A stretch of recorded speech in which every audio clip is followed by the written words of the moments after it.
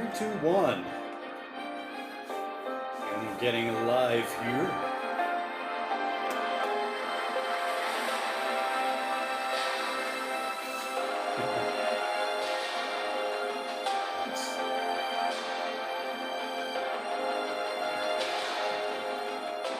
Hello, folks.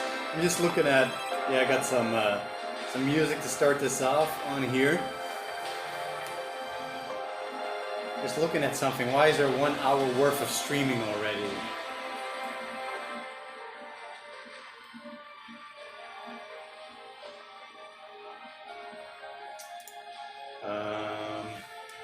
Let's see.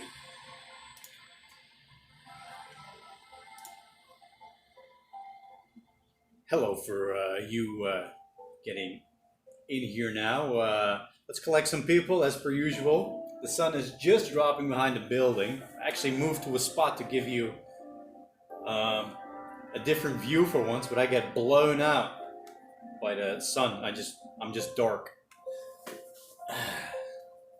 So let's drop a link to the Facebook people. What's up, all? So they know what's going on.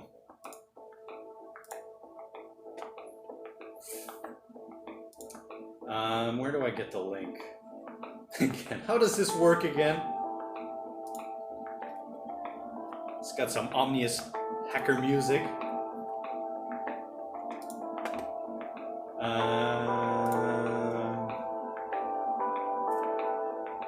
Yeah, just give me a sec, folks.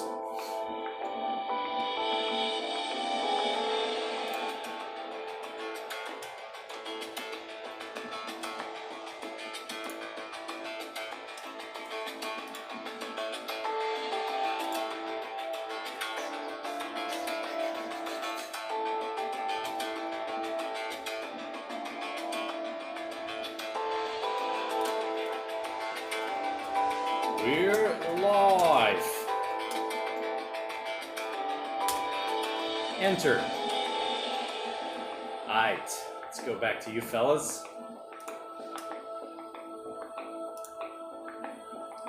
Let's pause the ominous music. What's up, y'all? Look at all these fine comments rolling in.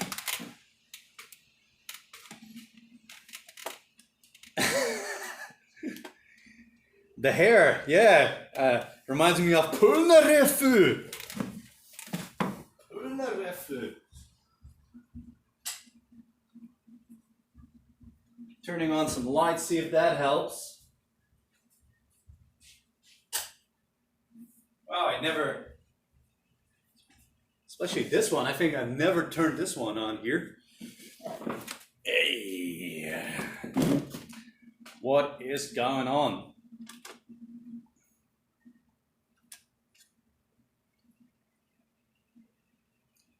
Lots of beard comments. What's up, Rulof? Paolo, what's up? Lua, João Ricardo, Rich from London. Dramatic music indeed. See, I turn on the lights. Is it not changing? A little bit. I'm trying to give you a different kind of background experience. So, see how that goes. Let me know if you can't see me. Lots of groeten vanuit Nederland. What up? Yeah. Oh, yeah, no, the light's looking good. No, pretty furry indeed, peoples. I actually trimmed my mustache with scissors the other day because I don't have anything else. It's pretty much all I could do without doing some botched job, you know. If I start cutting this myself with a pair of scissors I have, and I go down the street, you know, to get some grocery shoppings, people will start throwing money at me. That is, if I cut it all myself.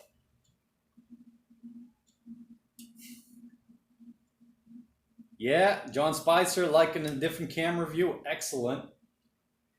You know how it is with these things, you know, light in there. I just want to show you outside, but I can't. Not like this. I had to move my bed that way too. Just squeeze in here. Hello from Greece. Someone says with a name I absolutely cannot even read. What up, Colin?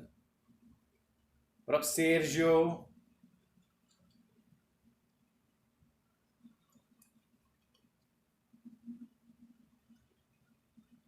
So it just feels I have to get used to this stream again. I don't know about you guys, but for me it feels like, what is it? 2 weeks, yeah, 2 weeks passed since the last stream, barely 2 weeks, 13 days or so. But to me, it feels like a month. This has been, this stretch so far has been my most zoned out stretch, you know? Like I've kind of forgotten really this time that there's a world out there.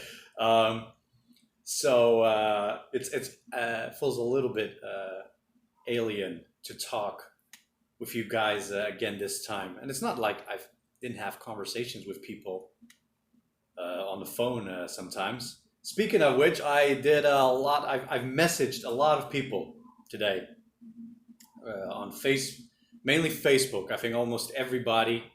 A lot on Instagram too, and then the spam folder on Instagram. More than a few messages there. So I've been just typing for 2 hours at least, and I got a bit cross-eyed. Well, you haven't replied to my message yet. Oh, forgive me. But yeah, had some good conversations today with peoples. Answered a lot of questions, and I did have a bit of a question hiatus there for a while. Funny, all the while I have more time for it. But before that, I've actually gotten a few messages on different platforms where people are like, "Why don't you reply to me?" And it's like, "Whoa, relax." and I have one also, for example, in my Instagram. Instagram has like 3 folders for messages, right? If I don't follow you, it all ends up there. And especially since I started doing stories, well, I haven't done those for a while actually. What's happening with time, man? They end up in that spam folder, and it's just a lot of it's just smiley and thumbs up. But there's actually good messages in between those, and people getting upset that they don't get noticed for there. I'm like, man, come on. Anyhow, today I had a lot of convos. And here we are to continue the convo. Anyway, let's see what are you guys up to? I don't want to hear from any Scandinavian or German or American person about, oh yeah, I've been on a ride, it's not true. It's not true at all. I don't believe you. And yeah, as far as I know, everyone's locked up and doesn't get to ride. Greg Ferris, food has been good. Yes, it has. The usual. Let's see. All the more reason to cut your beard yourself. Audio out of sync? Seriously. I can't stop. I did look. This is Cloud Pilot says, please stop autofocus. Like if I turn it off, it won't focus. I'll be a blur. And I tried various settings. It's all aggressive nonetheless. So unless you want me to be fuzzy. Duran Ferrali, rescue Alp and carry on riding. Yeah, I will be stopped by the cops. I've actually was talking with someone from Buenos Aires a little bit about that in the chat today. He's a police officer. I might meet him actually in a few days. Maybe he can tell me a little bit more about what's happening. But yeah, government has gone, what day? I did the calculation. Are we at day 51? Yeah, day 51 here. And it's the lockdown has been further pushed to the 26th. So let me know if the audio is good, by the way. If it really is out of sync, I don't want that. It's already enough that it's out of focusing like that, right? So yeah, Stefan van Nuenen Alp is still in her dungeon. Well, I got her tucked away under a ramp. You know, it's various levels, and yeah, there's a ramp where I tucked her underneath, so it's not really in sight, which is good.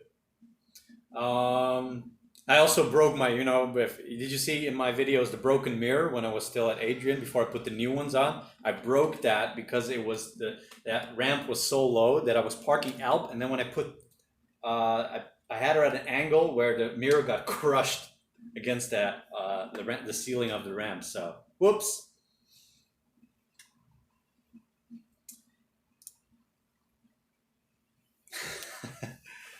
Arkunda Troost says, voor de kapper. This is for the hairdresser when that opens up. What do you mean? What do you mean? This is the new look, you know? Doesn't cost a thing. It just comes for free. So I'm gonna chuck that in Alp. Thank you very much for your support.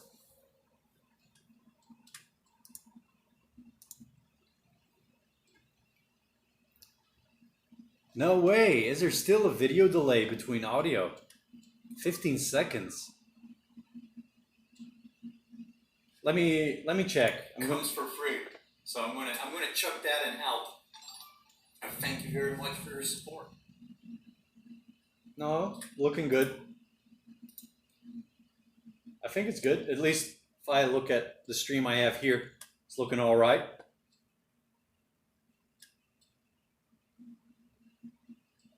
Cristiano de Barry. Hi, Pedro. Got my wife a Tiger 800.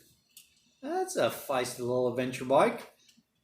That's our second one. Nice. Why, did you get it to get her off your back? Very nice. It's very nice. I can imagine, you know. It's quite exciting if the missus starts riding too, you know. Waiting for this craziness to end so we can go out riding. Yeah, for sure. But once I can go out riding, it will be proper winter. Actually, this is the warmest day in about 2 weeks. And a week ago, I put the thick covers on the bed because winter's coming. But today has been one of the warmer days.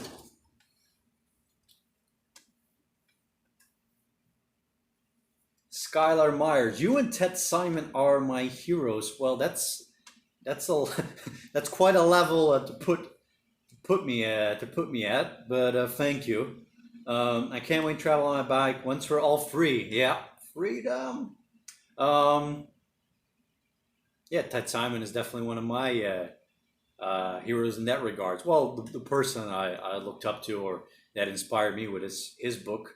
And I am ultra jealous of what he did back then and the world that he had in front of him back then.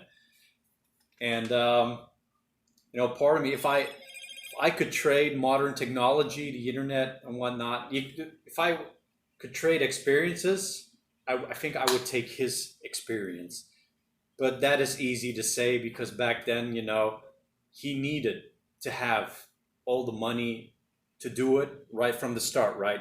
And at first, his publishers, the publishing, not the publishing house, the newspaper helped him, of course. And back then wasn't a time where let's make some easy, let's start something that could generate some income while I'm on the road. In most of the countries around the world, that. So that was a time where there wasn't all the internet, all these possibilities to, make money differently. But he did have this partly undiscovered, pretty rugged world for him, and that is amazing. No delay here. Excellent. Audio sounds good. Sweet. That's great.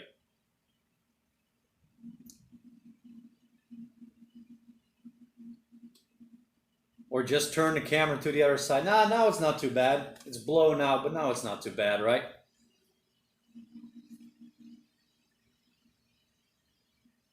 Should quarantine end beginning of June? Cloud Pilot asks. Will you go to Patagonia in the winter?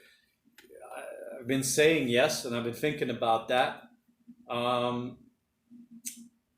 And it will depend more, I think, in Terra del Fuego. Will roads be frozen? But if you're allowed to travel inside Argentina, I would be keen to, I reckon. But had too much time to think about all these things. I've dreamt 3 or 4 times in the past week.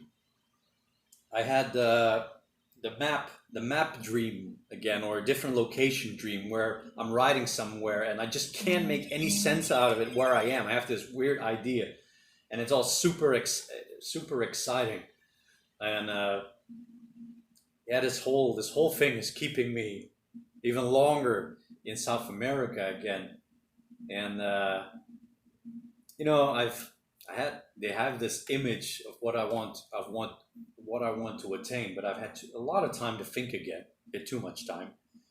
And the other day I was thinking, man, maybe I could I think I said something similar last time, but it was on my mind. Just bust out and just go travel another part of the world and then come back to a different section. I don't know. It was just, I was just thinking out loud, but too much time to think, and all these dreams are becoming are pretty recurrent now. But yeah, do a part of South America, go somewhere else, come back. I don't know, just thinking out loud. But yeah, I've just had this for years now. This linear idea of how I want to do this, and it just popped in my head if maybe I should shake things up if possible. I don't know, just thinking out loud with you guys here.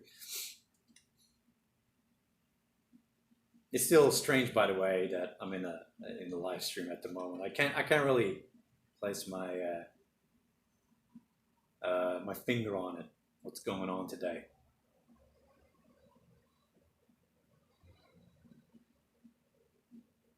Geen vertraging hier. Mooi, mooi, mooi.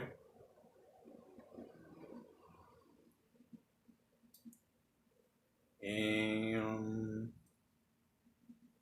let's see. Let me just find something. Does this work? It does work. Nice. Issue. Hi, Pedro. Looking forward to more Japan videos. Yes. Yes. That is something I wanted to talk about, folks.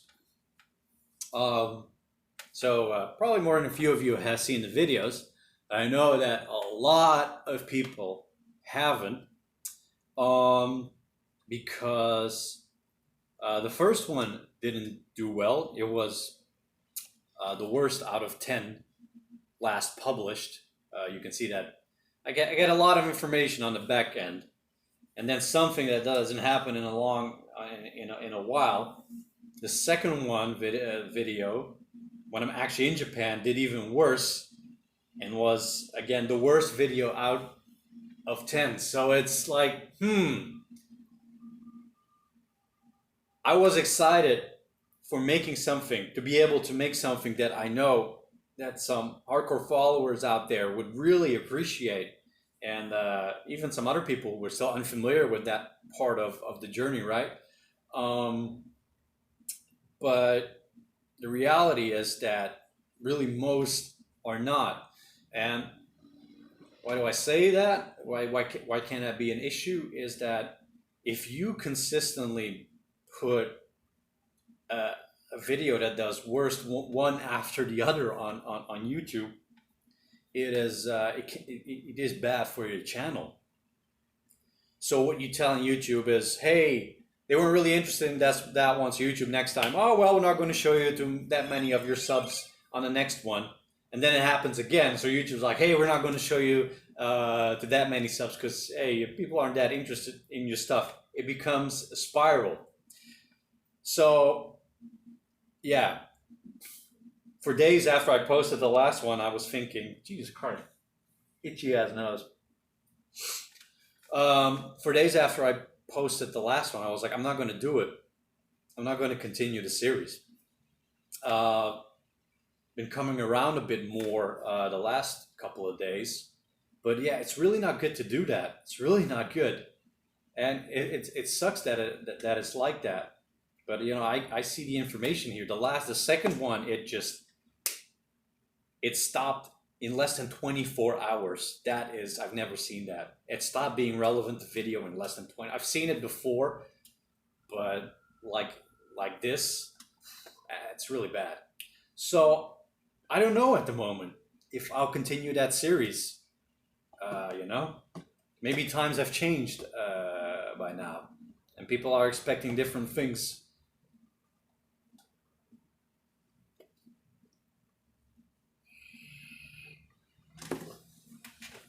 Amazing Paul. Hey man, why did you take 6 years to edit these videos? Well, it took me 2 years in the first place to get making videos. And then only in 2016. Yeah, I had a try at making videos with that early material, some Australia. But it was just, I didn't know what the hell I was doing. I should have just kept it simple, but yeah. And then once I was in New Zealand, I started trying to make videos on the fly, and that's end of 2016, 2017. And then only halfway 2017 did I make something that came the closest to the style I have now. But there was a big work gap in between too.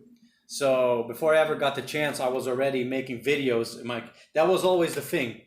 It's like, oh, I want to make a video from the start, and my travels from the start. But meanwhile, I'm doing all this traveling already that while I'm dealing with the old, it's what I'm doing now is already becoming irrelevant. So I decided, no, I want to be about the travels in the moment.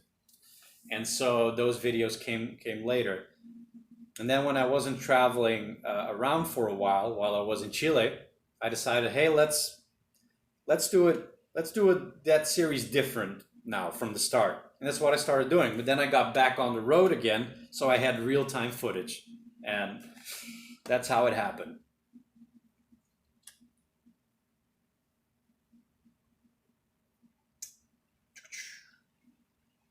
Roman Mikitiuk. Hi Pedro, hope you are okay. Yeah, not too bad.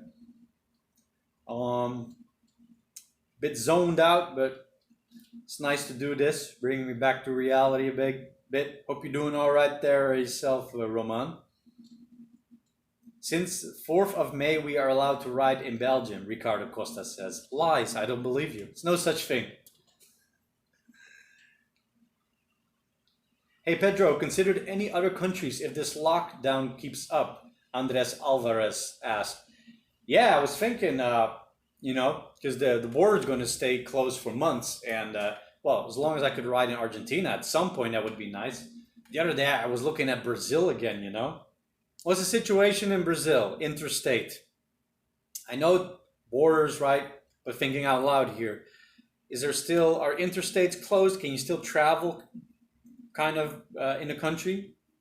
Let me know if you're from Brazil. But otherwise, I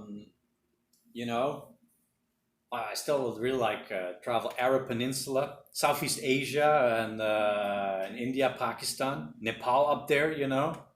Really love that. Haven't been to Indonesia in a while, Bali. I always wanted to check out the Philippines. So that's a corner of the world that I'm interested in, but it's all in lockdown there too anyway. So it's not that there are that many options. So who's been to Patagonia in the winter? Like Terra del Fuego all the way to the bottom. Like cold? Yeah, what's cold? During the day, 0 degrees, -5. Are the roads frozen? Do they have hard packed snow ice on the roads? What goes on there? Can anybody tell me what goes on there? In June, July, August?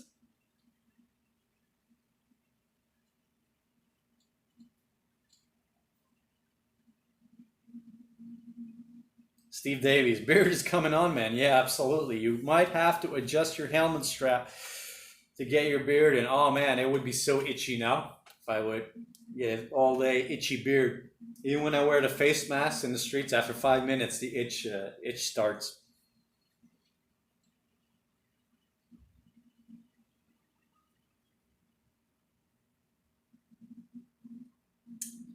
Yeah, Brazil's opened up, Cristiano. Really?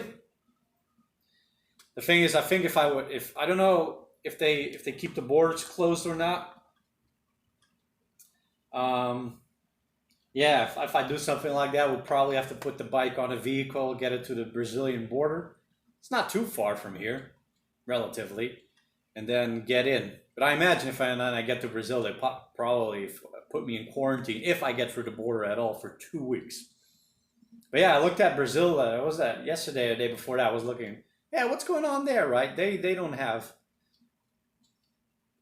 nothing too restrictive going on, and I'm not afraid. And when it comes to the Rona for myself, I don't worry too much about it. Actually, I don't at all.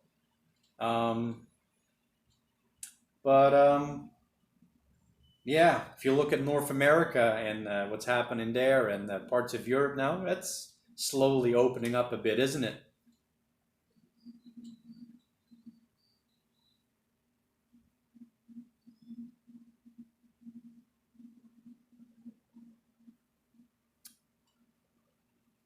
See.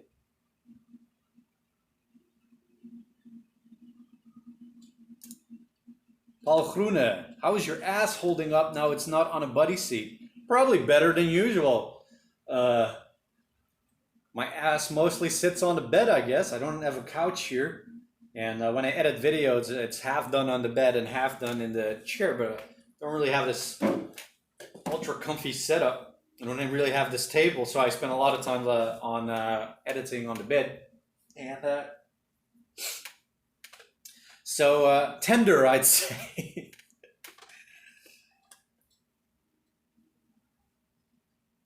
Spiked tires mandatory in Ushuaia, really? Yeah, so frozen roads. Yeah, never tried spiked tires, so that would be fun. Um, would have to find a way to skip Chile, then, at least to get down there. I think I would have to cross the ocean. The ocean? The ocean? No. I would have to try and get the bike on a ship to skip that Chilean section. Argentina, the country is called. That's it. Let's look at the map. Yeah, that should be. So you'd get to a point, and then you'd have to get the bike on a boat to El Paramo or something like that, or to San Sebastian, or from Rio Gallegos. What's the distance from Rio Gallegos? Not to Argentina. From Rio Gallegos to San Sebastian. It's 300 kilometers on the road. It's about 250 by sea. It's not that much. So unless there's there's a ferry already. I don't know. Yeah, to skip Chile, to get stuck in no man's land. No, you cannot come into our country. Oh, cannot come back to our country. That sort of situation.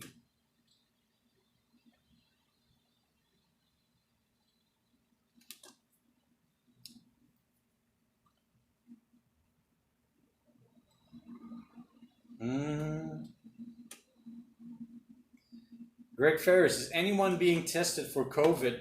I think so, but it's not like this huge widespread thing. I think it's like generally it's if you have symptoms, stay home. If you're serious, go to the hospital. So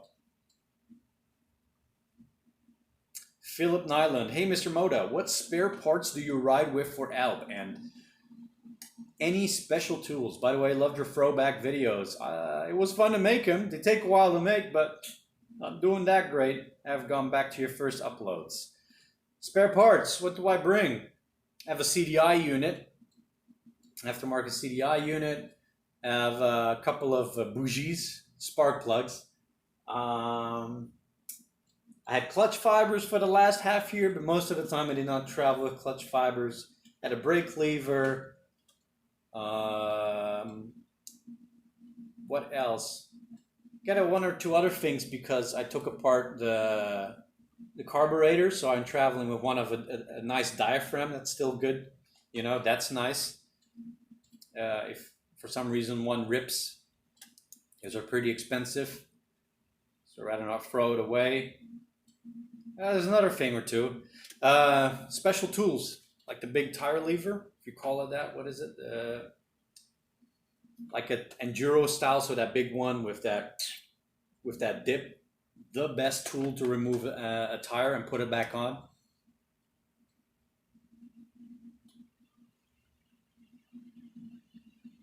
Mohammed Omrani, you looking amazing. I've told myself I look a bit Persian at the moment. I could go to Iran or the Middle East, you know, or Lebanon, and I'd be good, man.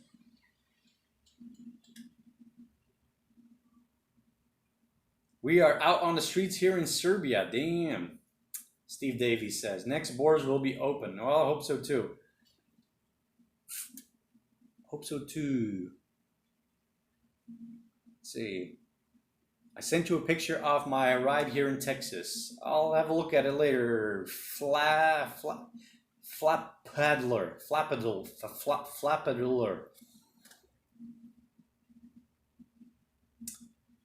Donatas Zacharias says, greetings from Lithuania. Past few weeks, I'm just doing nothing. Just watching all your videos. Nice.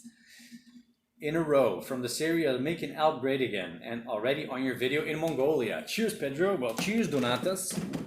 Nice you're enjoying it. Gotta do something right.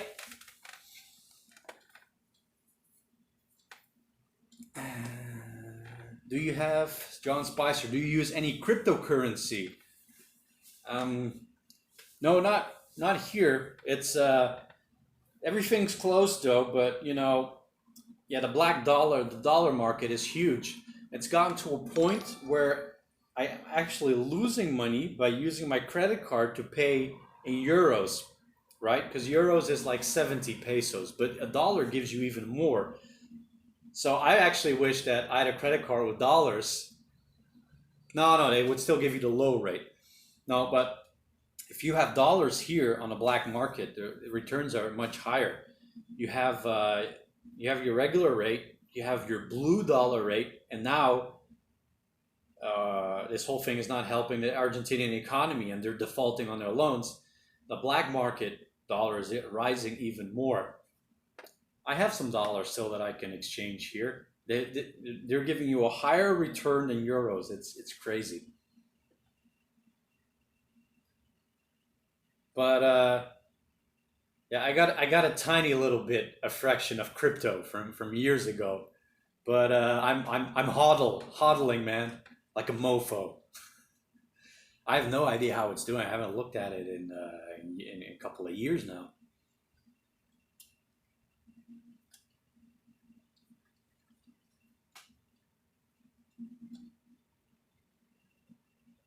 Dankjewel, Paul Groene. Maar doe rustig aan, hoor. Maar bedankt. Electro Boy, salve. Tudo bom, cara?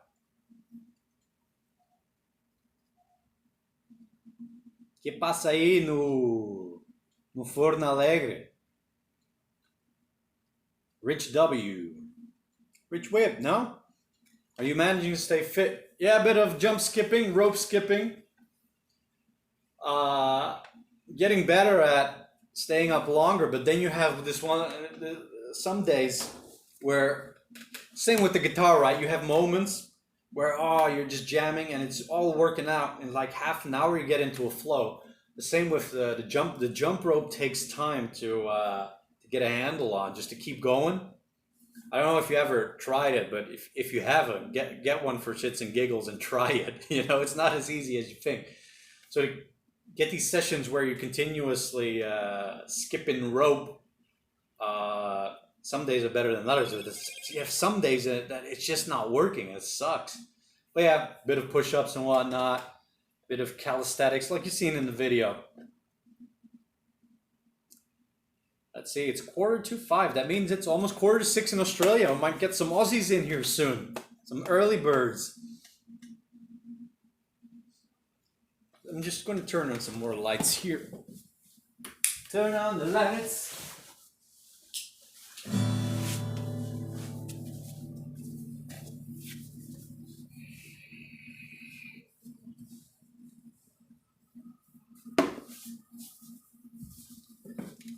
Here comes your man. Barbershops in lockdown. Absolutely, Diederik. We need some illegal barbershops. In the Netherlands, they're getting snitched. I heard there's a black economy now, black market economy of barbers, of door-to-door barbers, black market. It's funny because now they're basically working like the drug dealers in the Netherlands. This might sound crazy, but in the Netherlands, there's because of the weed and whatnot, there's this huge, drug culture and whatnot, and there's even still a legal market, and other stuff too. But there's these dealers that I don't know, like I've only heard about that they come to your house and then they have a little briefcase and you can select what you want, right? So there was already that, and now you have that with barbers, black market barbers, clandestino.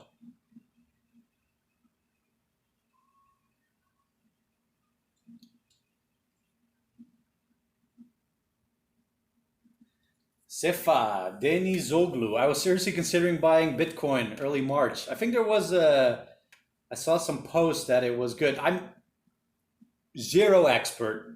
It's just I heard about the hype and it was like, oh man, I wish I'd done it years ago, right? Like everyone. But it was at a point where it was worth it again, and it went up again recently, I think. But anyway, hodl.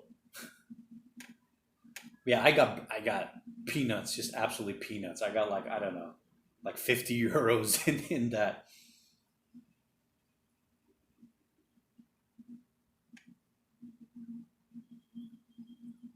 Virtual Burton. Hey Pedro, thanks for the After Effects video tip. Much appreciated. Were you the one who emailed me about that? Have you tried it in Premiere? That's the easiest one. I just do.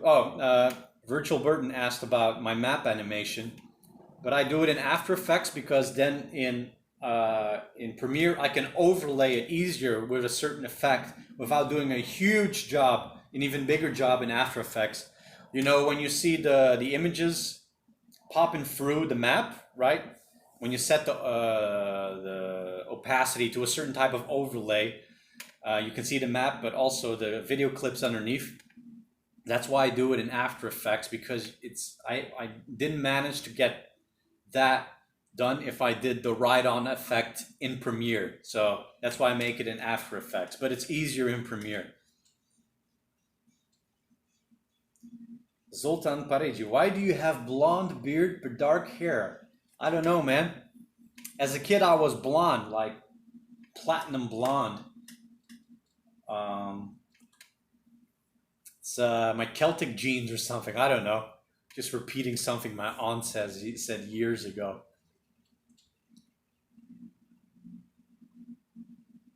And on a good sunny day, you can even see a little bit of glow, a little bit of a reddish glow.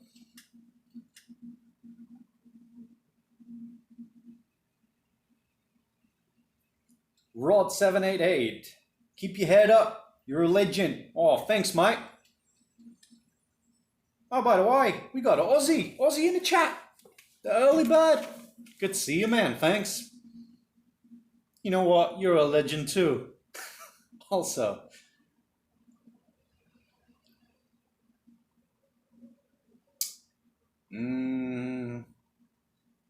Johnny Bravo hairstyle, manspreading.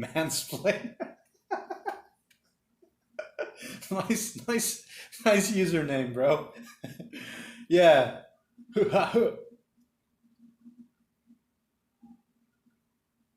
Ricardo Costa, looking forward to more Japan videos, Sir Mata. Yeah, so I don't know. What do I do? So it's actually nice to get a gauge on by doing this live stream. It was time again anyway, but it's nice to see how we will do compared to my Japan videos,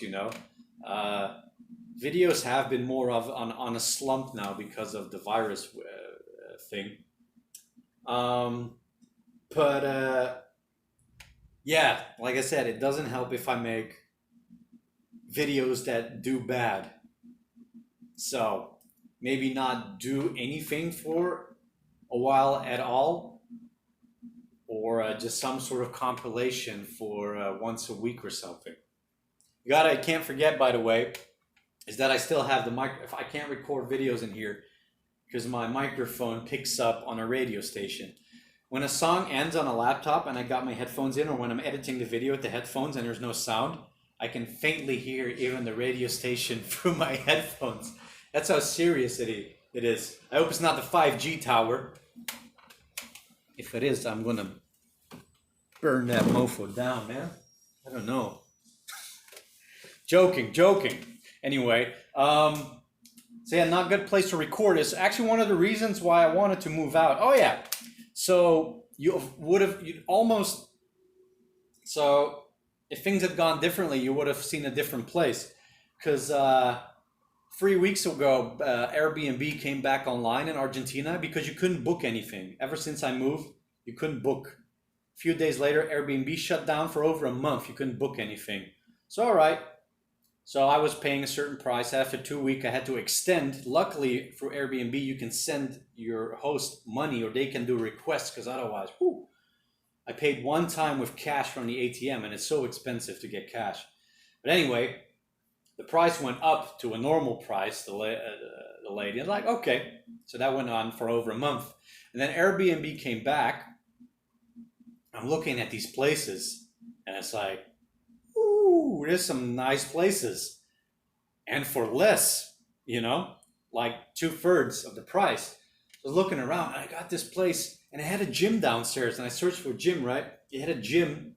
It's an apartment, and had a public area with a gym. I was like, that's what we need. And the place itself was like twice, almost 3 times as big as here, right? And it was cheaper. So I got the place, and then the owner emails me. He messages me, yo, you can't stay here. This place has cameras. I can't officially let you stay here. There's a thing with homeowners association. They have this decree. They can't accept people to stay, right? It's weird. It's a bit gray too. But he says, I have a different location where you could stay. And you know what? That was also nice. And I said, well, mainly I wanted to stay for the gym, man. Can you make it happen somehow? I mean, the gym is perfect. He said all the communal areas are closed during lockdown anyway. So, okay. So then I abandoned my search.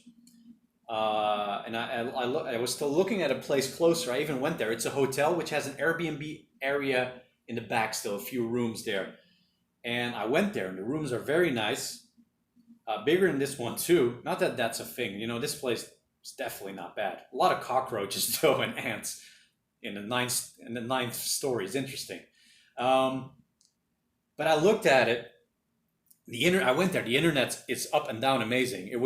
Uploading a video takes 3 hours here. It's not bad, but the upload is slow. And there it was would take me a few minutes. But then I looked at the place. There's a big building in front of it. There's only direct sunlight, not even, but maybe sunlight bouncing in 3 hours a day. And then I was like, this is a long rant about the place. Forgive me that. It might be completely uninteresting what I'm saying now. But from here, it's open. The sun shines into the room all day. And it's one of the reasons I booked this place, because I figured if we have to stay inside a long time, sunshine is key to just, help keep your sanity. And I can see the ocean a little bit from here. So I could have gotten another place, and I emailed the lady emailed me again, and she was like, hey, you want the same price? I was like, look, I might be moving out, but there's things I like about the place. I'll stay here. What can you do about the price? And it's her brother that manages the place, and she didn't, and he said, no, the price is already low. I don't want to do anything about that. And I was like, well, you say that, but can I show you some places? And yeah. So I showed her some places, and she was like, yeah, I understand.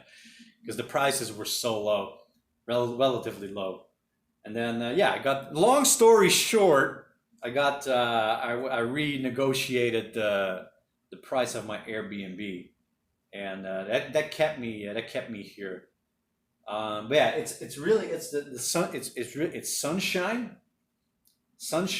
and I can see the strip of the ocean. I I can deal with the cockroaches in the kitchen. You know,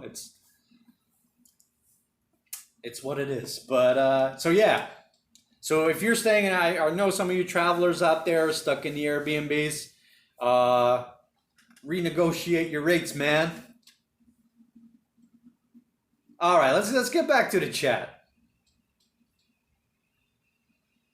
Dian Gorta, hi Pedro, regards from Slovenia. Are you safe? Very safe, thank you. Are you safe? Flapper, Daryl here. Barbershops in Texas are now open. Yeah, I know. Texas, man. Florida.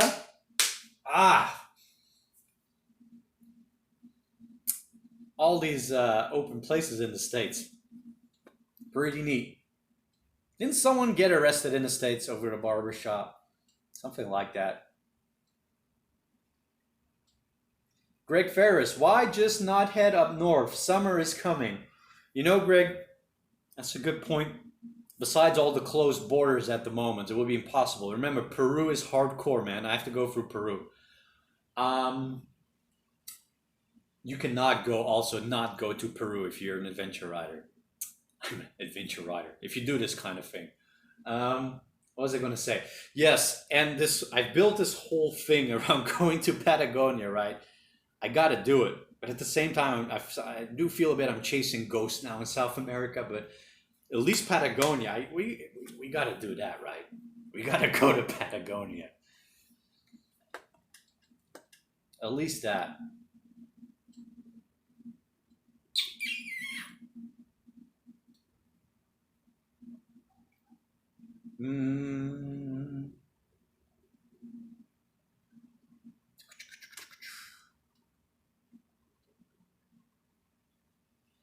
You should take a look.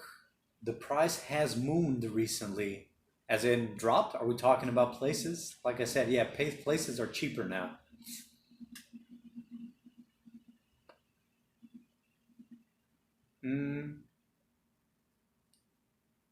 I miss again. Sometimes I miss this whole section of messages when I go back up.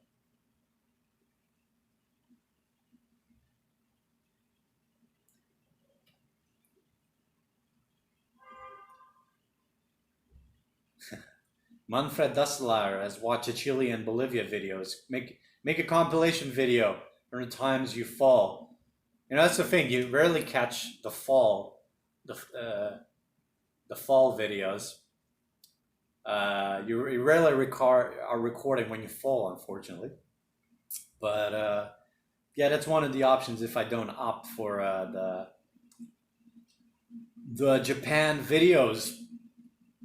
You know, in Japan, it sucks because in Japan, the amount of videos picks up. Just this last video, so much footage I left out. Many videos before that, I used almost everything. And the next video, just to get to Tokyo, not the whole main island, is about 250 GoPro videos. So, working with 50 videos is already a lot, which is generally your average video, just GoPro side, which I do. This last one was about 100 or more, 120, just GoPro. So when you deal with that much footage, it takes a lot more time. But yeah, I have all this footage I could work with, but not that many people are interested. That's the thing.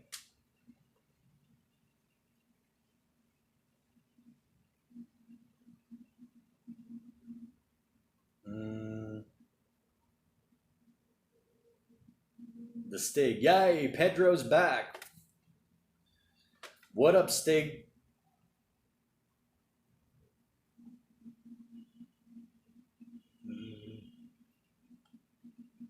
Find a nice Argentina shop girl yet.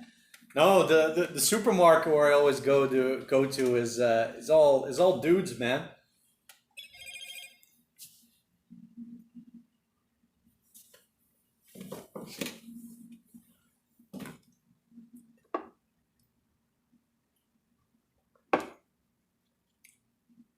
I went a bit upside down there.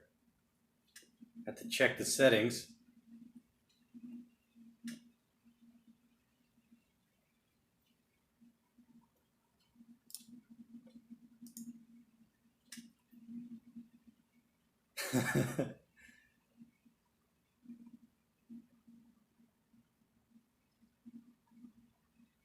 How do you deal with road rage? Lamau, Dean ML asks.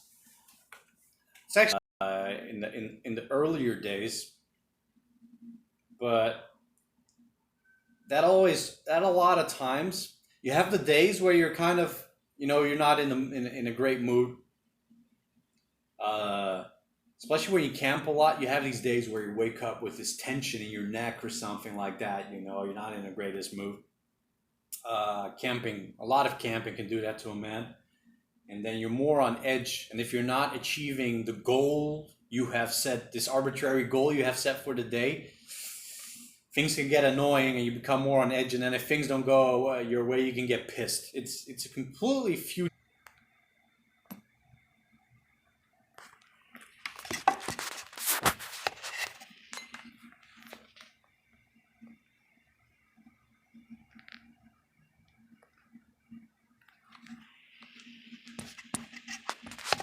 Yeah, we should be back. Sometimes the phone does a thing where it disconnects from the Wi-Fi.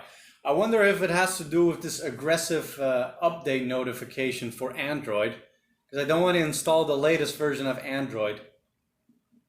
I don't trust big installs on phones, thinking that it might slow the phone down. But anyway, it's an aggressive notification. I sometimes wonder if Wi-Fi has been crapping out more. It just disconnects while it's still there. Anyway, we're back. Oh dear, we're back. We're back. Don't panic. Don't panic. Oh, everyone has left. At least a lot. Come back. Did it like fully disconnect or what? Deanum, it's not the 5G, man.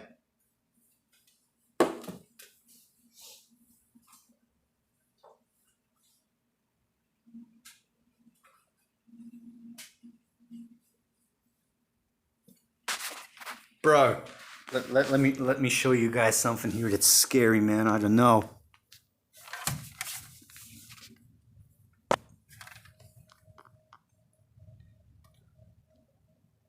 What's going on here, man? Focus. What's that over there, man? What is this, man? What's going on here, man? Should I be worried? Should I burn my router? Because, I don't know, man. I think I would, man. If it wasn't, I think my Airbnb lady wouldn't be too happy though, but I'm tempted, man.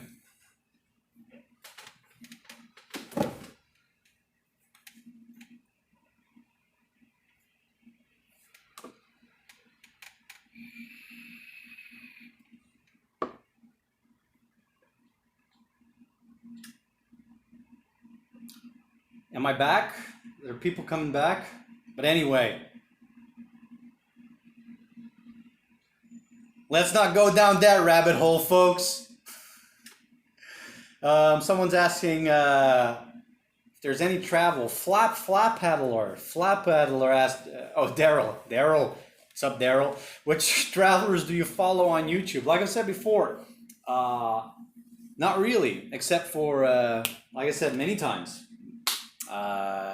Jesus, C90 Adventures by Ed March. Yes, that's the one. If he posts, which he doesn't really anymore, I would follow instantly. Sometimes I've seen something from 40 times around, or a while back I saw something from Riding on Eggshells because he was in the chat. But like I've said this before, when it comes to motorcycle travel, do I actually watch non-motorcycle travel? No, not really.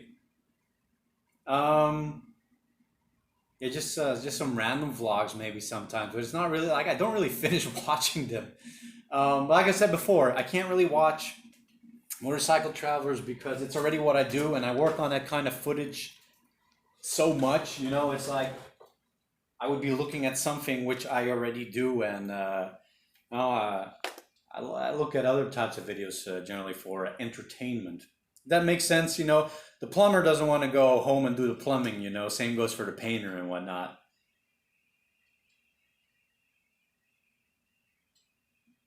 Oh man, come back, people. Go tell all the people who logged out, who closed the stream to come back. Here comes your man. I've been playing a Pixie song or two, well, trying to on the guitar.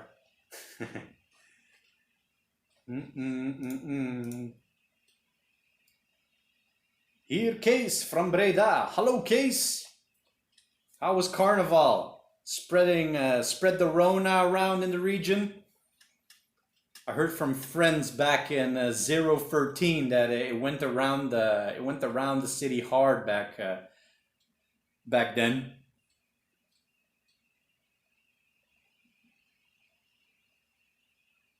Pete A, good to see some Kiwis watching. Yeah, we got the Kiwis. They're waking up. Same with the Aussies. Well, the Kiwis are actually it's earlier in New Zealand. It works funny like that, isn't it? The cutoff point is in Australia. It's so weird, right? You have these time zones, and then there's this cutoff point on because of our typical map, our European-centric map. We have Australia here in the corner, and sometimes there's New Zealand on a map, and many times there's no New Zealand on a map. But anyway, you have this place, and time starts there. It starts in Australia. It starts and ends in Australia. Case Maas asks, what was the trigger for you to travel around the world? So I replied to someone's message. Who asked me that? Actually, 2 days ago or so. Oh yeah, someone on Patreon asked me that. Same question. Well, my main reason is that while I was in uni, which wasn't the most successful thing that I was doing, I went all right in the end, but it wasn't the end all for me. But I always had this notion that I didn't want to go, I don't know, in that sense, straight go into some corporation or, follow that path to go do that thing. I don't know, and then doing it for years that I might regret later on. So I decided I want to do the reverse, get out there a bit and try to do something different in this life. And after uni, I went traveling for a year and a half, and that was pure escapism, But I had this idea. Also, I'd done it already before in 2011. So let me. I'm running ahead on all these little things. So I finished uni in 2012, and I went traveling for a year and a half. But I already went on a trip to Istanbul and back from the Netherlands in 2011, and I was like, yeah, I can do this again, man. Even bigger. And on my travels, I read Ted Simon. In the past, I'd already seen, Long Way Round, Ewan McGregor. And remember telling my roommate, one of my housemates, was like, hey, I would like to do that. Something like that. So I already did it for a bit. And the first travels were real escapism. And then I made money in Australia. And then I decided, now I want to do that thing that I really want to do. So this trip was really something that I really wanted to do, and it was something that was my own. But I think, like, looking back, it was also this motorcycle thing was. So I said I wanted to do things different, right? And it's easy to say that, and then you got to do it. And then once you do it, this whole other world opens up. Okay, so what are you actually doing, right? But it was that escape velocity that I needed to go do something different. And then this thing kept going, and it evolved with all its ups and downs, and here we are today. But in essence, it was for years, I knew I wanted to do something different with this life. Very cliche, I know. And I did. So, and this was more real in the end. This what, where I went traveling before, that was more of a thing that was, not really thinking about it. Oh, I don't care. I just want to go somewhere out of the world. I need to get out of this city where I stayed so long studying. But the motorcycle thing was really where I combined various passions and evolved the passions within. So that's really cool. So I am doing things different now, I reckon. Kuriashi, greetings from Chile. Greetings back. Greetings back, way on. Dean and Mel, when's the lockdown going to end Argentina? It was supposed to end. That's all between quotes in Argentina. Doesn't really end. It's not extended. Yeah, it's exactly like you say. There aren't extensions. They just let it keep it running. They always talk about extensions, but they just let it run and they don't stop it. So it would stop tomorrow, but now it goes on to the 26th.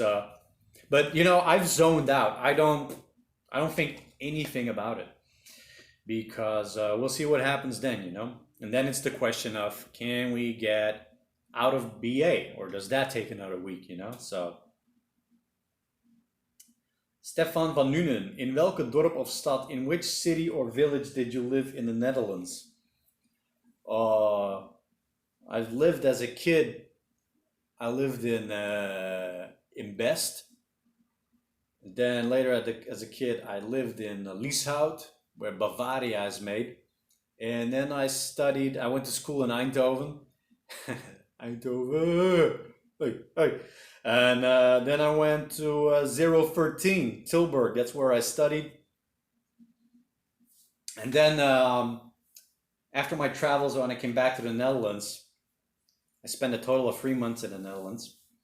Then, ik heb nog een maand in Amsterdam gewoond. I lived a month in Amsterdam, Yeah, it's kind of my city, I've lived all of my life in the province, as they call it, under the rivers. But 1 month in Amsterdam, it's kind of my city, Yeah, Amsterdam was nice. It was nice to live. I had this little studio I rented, sub rented from someone. So I was outside preparing Alp for the trip, right? Oh no, changing brake pads, so scary. And the tram would roll by. So that's cool about Amsterdam, Just like last time when I went back to the Netherlands and I stayed at my friend's in Utrecht, and he lives in the center. That's a really nice city. So can't deny that, those are nice cities.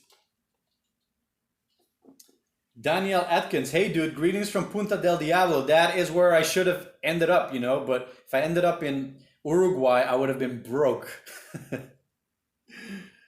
So you pass through, exactly. So quick, you don't get a chance to see you. Love your videos. Cheers, man. Yeah, Uruguay was passing through, trying to get to Patagonia on time, but here we are. Stefan van Nuenen, tof. I lived near Best. You worked at Bavaria, eh? It is, man. I remember I had these, when I was like 14, 15, I would bike past Bavaria factory next to the canal. It's pretty cool, rural Netherlands, it's different. If you, it's one thing to bike in these cities, but if you're rural Netherlands and you take these, you have to go to these even smaller villages for some reason. You just really bicycling through the countryside next to these canals and going through these godforsaken little villages, That's pretty cool. I would bike past the Bavaria factory, which is next to the canal. Where would I go? I even forgot the name of that little town. I would work at this little polyester factory when I was 15, and I would clean up stuff. It was one of my first jobs. And they had this chemical room because they mixed some serious chemicals for polyester. And then sometimes I would go in there and grab these used little containers, little buckets that they have to mix acetone with stuff. And then I would start throwing them together, whatever was left. And then one time I go into the mixing room, and it's like this smoke hanging in there. It's like, oh shit, what the hell? And I find one of the containers where I'd been mixing up all these residues, chemical residues, and the bottom of the little plastic bucket was melting. It's like, shit, I grabbed it, threw it away, and the boss didn't see it. That probably shaved a few years of this life. And I sniffed the big acetone container one time. Whoa, never did that again. The big acetone vat. What do you call that? Drum. Andrusha, your beard. It's pretty epic at the moment. With the Pulnarefu hair. Juan, saludos de Uruguay. Saludos de Buenos Aires, amigo. Is there totally no option to travel further in Argentina? Say Mas asks. No. I was just talking to someone, the cop in BA, talking about that. A police officer in Buenos Aires. He said he had to travel somewhere to pick up his mother that was stuck, that had been stuck, to finally bring her home to BA, and even that was a hassle. And that man's a police officer. Go figure. Dude, you've seen Alp. There's no other bike like it. Big yellow plates on the back. I've said it before, 2 free blocks, cops on me. There's cops everywhere. I can't get out of the city without being stopped, man.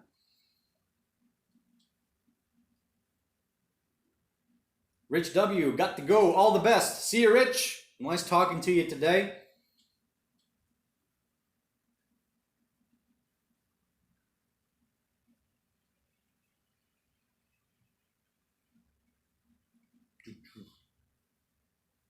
Too slow. Hello from Canada. What's up, man? What's up, bud?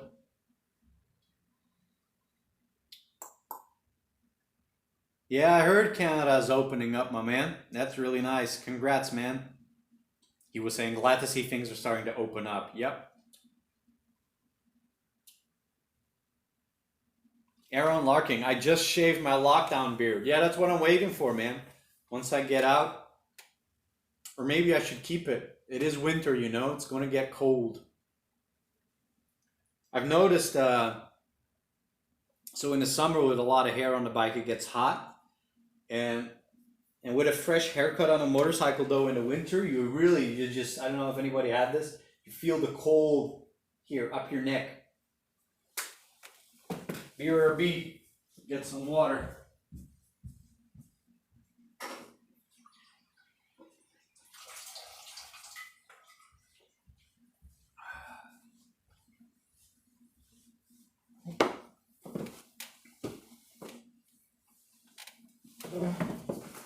Let's get a little bit more comfy here. There we go.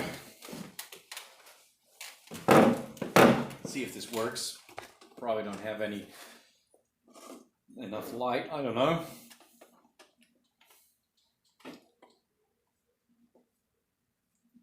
Andrusha, still not allowed to ride in NZ. Yeah, you guys got some pretty strict rules too.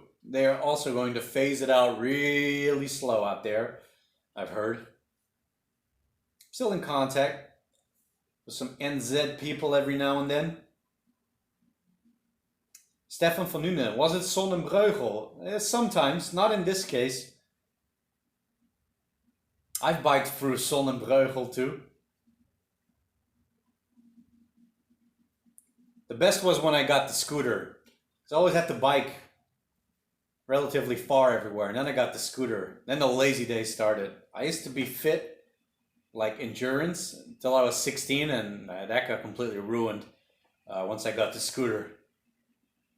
And whenever, because I had to bike 10 kilometers to, and then 10 kilometers back home when I was in high school.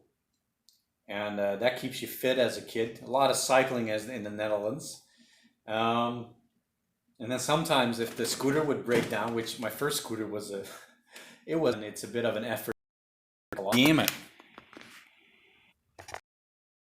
Because there's no reason for the phone to lose the connection, the Wi-Fi connection. Kees, tot ziens man.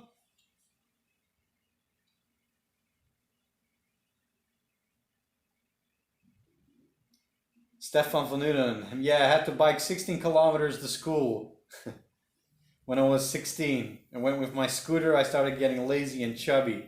Damn, 16. So I was pretty isolated, and I actually was one of the people living the furthest away from high school. And there was a friend who lived relatively far away from school, but he is in the completely opposite direction, right? So I didn't go to his house as much as I wanted to because he was just so far away. So whenever I would go to his place, we'd have to bike 6-7 kilometers from school. But then to bike back home, I would have to bike 17 kilometers. So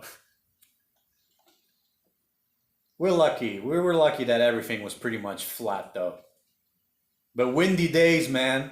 Windy days, winter days in the Netherlands, that's brutal.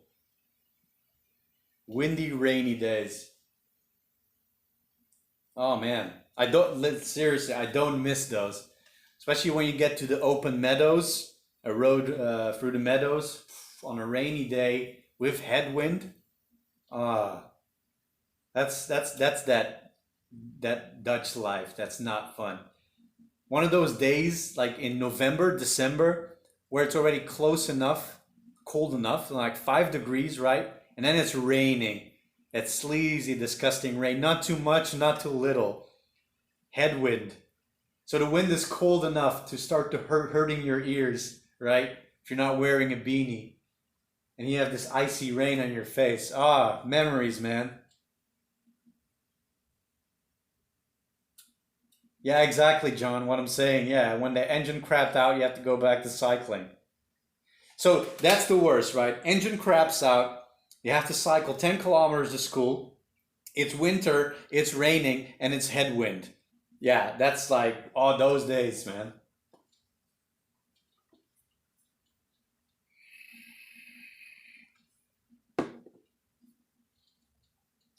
Andrusha, so it's winter on the south. Yeah, well, I rode Island pretty much towards the end. Yeah, is that the Arc? I'm confusing the Arctic lately. I don't know why. Um, yeah, but it's even closer to the South Pole, so it'll definitely get colder and it'll be even more full on winter. And already in New Zealand, you had black ice in June. So yeah, I know. Stefan van Nuenen, exactly. I was gonna. That's exactly what I was gonna. I wasn't sure, but when you were talking about that, you saying I had classmates who were living in Valkenswaard. That's my friend was around there. Valkenswaard, Waalre. It was too far. Yeah, that's why I got the scooter.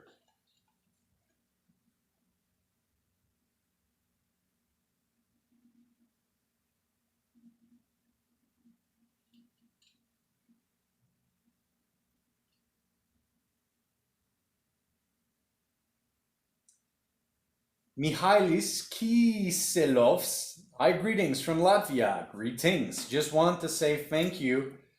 I can move. Can I? Maybe I can put the camera there. By the way, um, I just want to say thank you for your inspire. No, what have I done? No, I see the video. I have it on mute, but sometimes I see connection losing. Anyway, let's start this question all over from Michalis. Hey, greetings from Latvia. Just want to say thank you for your inspiring videos. Now I'm planning to buy my first motorcycle. Yes, go for it. And I head for my own adventure. Already got driver's license. Well, that's it. That's pretty important start, isn't it? Excellent, man. And you got a bit of, you can do some nice traveling, around there. Estonia, Belarus, go to Russia. Although I know you might not like Russia. Go to Finland, Poland. Very nice. Very nice region.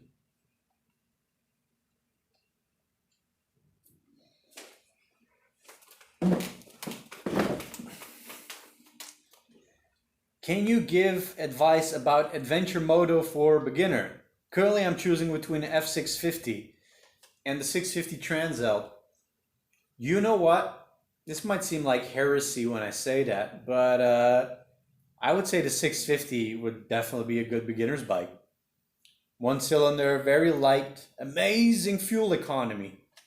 Really good fuel. I haven't ridden, but from other people, when they talked about it, it was really good. Reliable bike, plenty of big adventure riders, people traveling on a road on a 650. Transalp, you have more power, but the 650, just I remember being at the stop at traffic lights with a 650 next to me, and the 650 would beat me, just getting off the mark. But that my bike wasn't in great shape. But I think even as a one-cylinder bike, they have some nice power in there, man.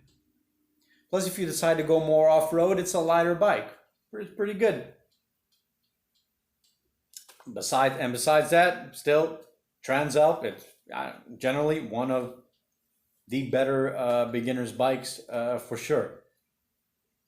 Can't go wrong there.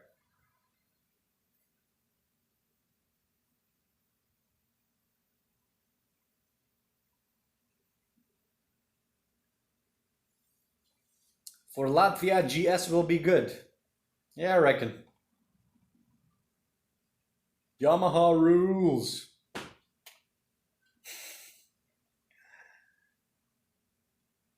Let's see. 660 has very good consumption. Yeah, that's what I've been hearing. Like it's stupid. I think the guy I talked to was doing 30 kilometers per liter. It's somewhere in between 25 to 30. That's really good. At least 25.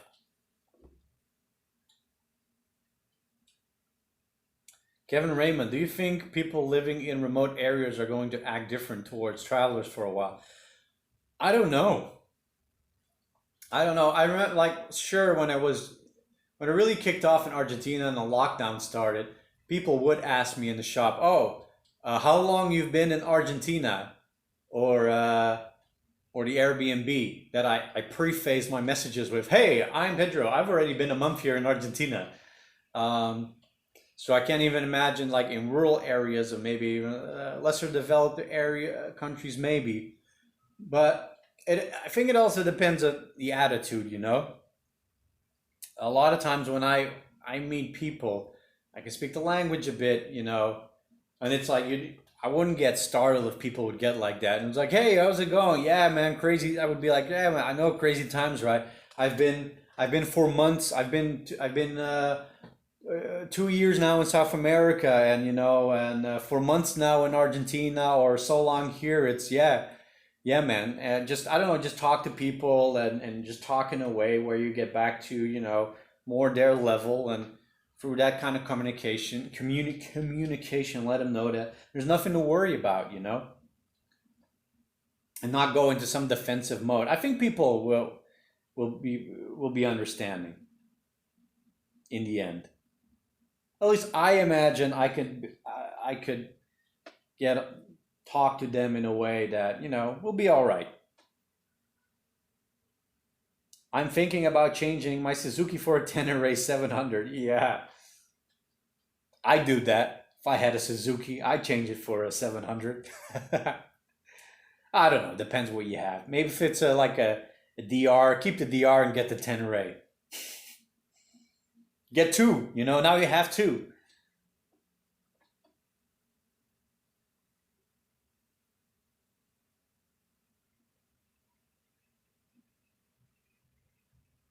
Oh, really? Are the 650s Chinese made? All of them? All the models? Well, the thing is, like, the Transalp, the later models of the 600, I don't know, I think 652, they started being made in Italy, and there's, oh, Africa Twin 2, I think. And those are, the infamous rusty frames. So I don't know.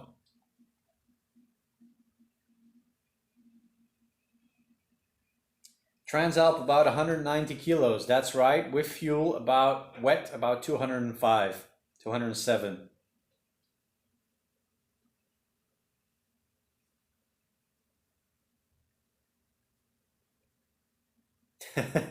Aaron Larking, I need you to get out on the road again. I know.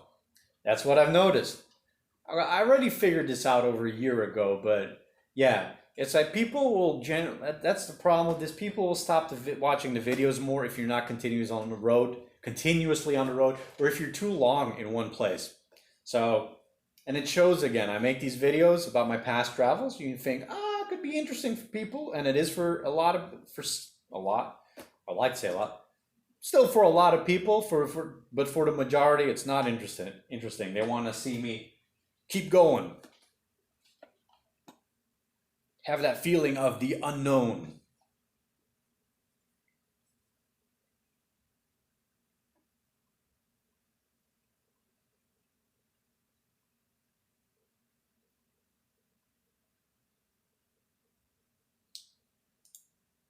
The F650 is Chinese. The G650. Let's have a look-see here. Ah, okay.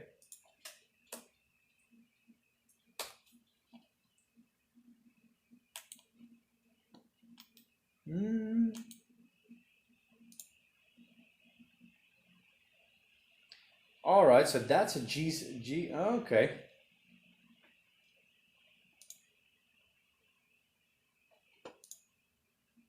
Ah. Like I said, I generally not paying that much attention to goes on with bike models. So this is a G650, and I've seen it before, and I was like thinking, oh, is that the new model of the 650? Is that the later model? But is it considered looks like it's considered a completely different model. Where are you guys? Here you are.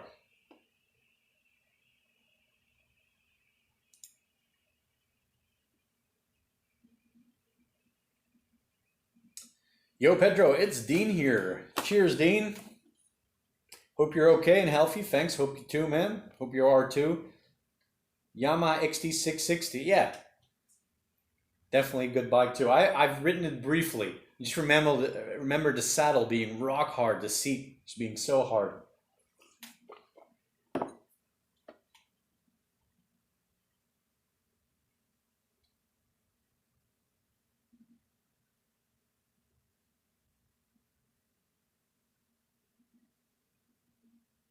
Well, looks like all the Beamers are Chinese by the looks of it now.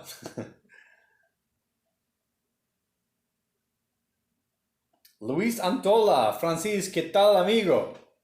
Saludos a Uruguay. You're watching the Make Alp Great Again series. It's interesting how that series has. Let me change because you can't see me again. Let me change position. Let me grab this chair here. Here we go. Let's see. Let's get a little bit comfy here. Yeah, so it's funny how that series got some serious replay value for a lot of people. And when I was making it, it's barely any people were watching it back then. Imagine making 200 episodes, right? No, 100 episodes, and you end up with about 200 subs. That's how many people were watching. But it's picked up more now, and it's cool. I do think it's cool that people really enjoy that series. Like, they enjoy it more than the travel series, and that's one of the reasons why it's still up. Because for a long time now, I've played with the idea of setting all those videos to private, to tell Google, to tell YouTube, hey, I'm not about that. You need to recommend people these videos when they see when they see them. My channel's a bit split between those viewers, but I left it alone. Every time I've gotten to a point where I'm like, I was like, no, but I know that a lot of people enjoy those, so I'll leave it up for now. But enjoy it, man. Enjoy the awkward presentation and top-notch mechanical skills. Good day, everyone. Welcome to a new episode of Make Alp Great Again. We're working here on this beautiful, stupidly expensive, my most irresponsible expenditure on this whole project, this Buono Rally fairing. And as you can see, I did a complete botch job with the wrong filler. And we're going to use this belt sander to get rid of it. Why I use the belt sander? I don't have anything else. It's what I've got. Yeah, good times.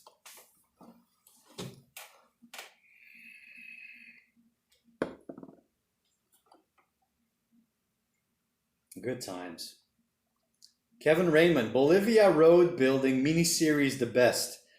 Yeah, it's funny you say that, because a lot of people, when they get back to me, they're always talking about it as a little series. And I remember I split the episodes up, right? Because it was quite an interesting experience, and it was too much to put in one episode. But I've been thinking for a few things for future videos. One, they're going to be shorter, And two, I'm going to split it up again a lot more. I feel like I've become stuck in the format a bit. So I want to play it loose again. I just want to focus on interesting things that I see again during the day. So during my ride, and it's funny, and I say that because he mentions that it's like a little series that day. It was all split up, and it was like, and people didn't mind that it was split up, and it was like this thing like, oh, it's going to happen next.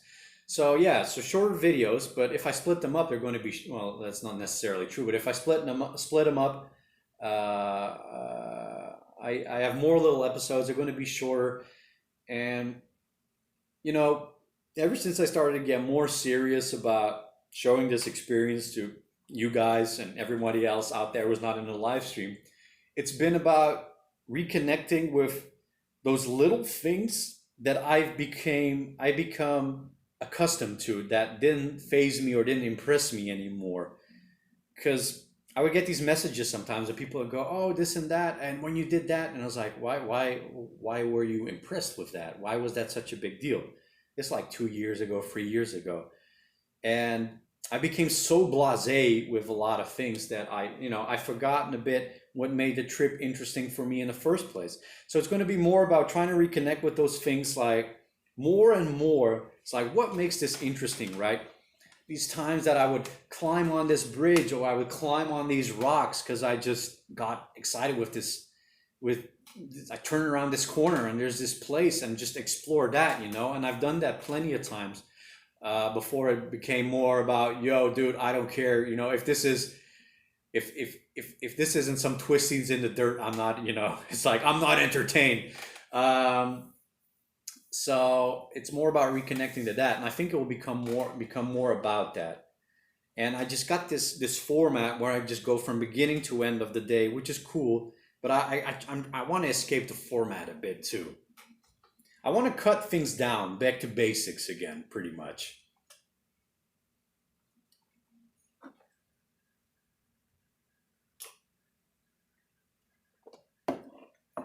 Let's see. He. Jacques. Hi from Kroonstad. Never heard of Kroonstad. Makes sense. Thinking Dutch names for cities. Kroonstad, South Africa again. It's the same Alps since Japan. Yes. She got some. She got a little pimped up. She got a little bit of purdy Megan.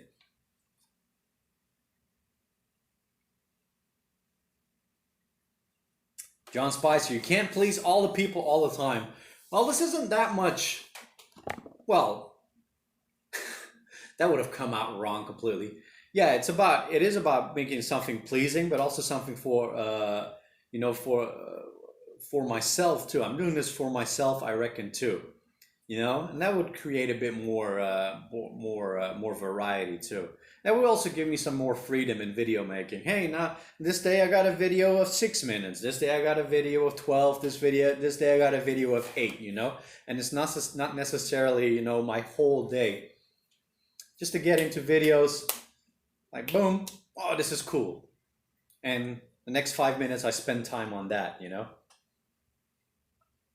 Anyway, I'm making no sense. You'll see. But it's always tough once you get into a certain style of videos. It's tough to get out of it because you're automated. You just make them like that.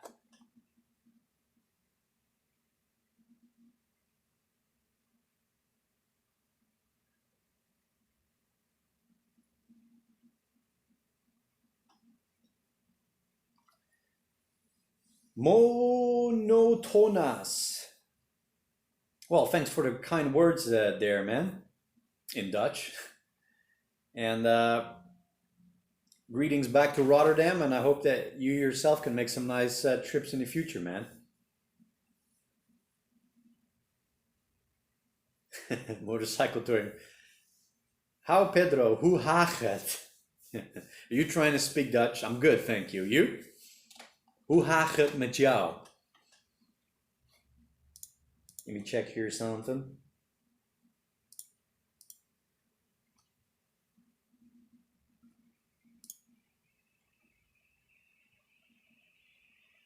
Here comes your man.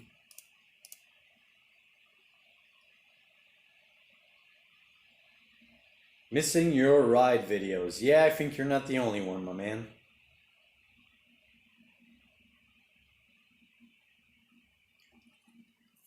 Andre Costa, also, I think you should do whatever you feel like. Your content is great and it's real life. People change, move forward. Well, cheers, man. Well, this thing can actually be connected to what I was saying earlier about what if I just, like I've been in South America for so long and the Rona is keeping me here. It is what it is. I've been here such a long time. And, part of me does want to have, have a little experience somewhere else again. Thinking out loud here. And this would kind of tie into that. So I have this linear thing in my head for so long. It's been this same idea for so long that I want to do. And sometimes, you need to be able to do that and have the means for that or figure a way out how to do it. But,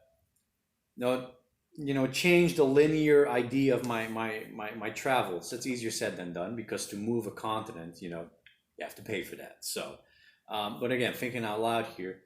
But, in the future, I would like to be able to jump around more and, to create these little mini series that aren't completely tied down to this typical trajectory that so many people already have done before. Just whatever fancies my interest. Is that how it works? Tickles my interest. Just something that I feel like, oh, that would be cool to do. Then go do it. And in that regard, I'm really also thinking about like already how it would look to you guys. Like what can you put out there? So, we're gonna hop here when we go do these countries now, and that is also, I imagine, and some people are gonna go, oh no, Pedro, no, don't worry, but imagine that Alp wouldn't be involved, or Alp would stay somewhere for a while, and then I go somewhere else, and then imagine I get there, check out a place. Do some local travel maybe, but then I go buy a motorcycle, just like I did in China. There's all these things that you guys have never seen that I've done, especially in my early days, man. I've stayed at people's homes like so many times in Iraq, in Turkey, in Iran, in Central Asia, eating with people out of their bowls, their food in Tajikistan, and one head was sick and I was worried, oh, I'm going to get sick, but I'm a guest, or eating out of this bowl, that sort of thing. I've never recorded that because that wasn't my focus. And plus back then I didn't want to record in people's houses. It was a respect thing, and they're like, I'm a guest. Oh, here's a camera. Hello, how are you doing? I could do that better nowadays, but I realize now that, yeah, those were some interesting those were interesting times, a style of travel that I never got to show people and, that I've done. But imagine buying a bike somewhere, haggle with the people like I did in China.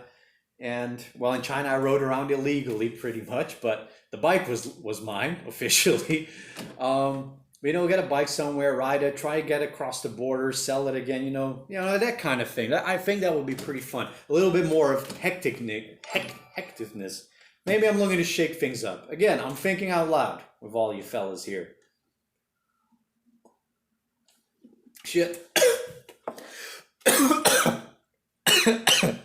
Oh, you saw that one happening. It's not the Rona, don't worry. Oh, it's not the Rona. I'm okay. It's not the COVID, man. Don't worry.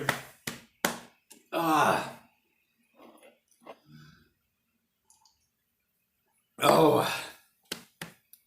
Oh, good. How's everyone doing? How's it going?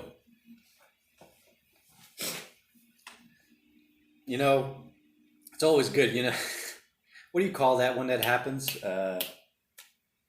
Engasgar. It's a good thing when you don't spray the whole thing over the laptop. Now I got the hiccups. Hold up. I got a trick for that. The upside down drinking.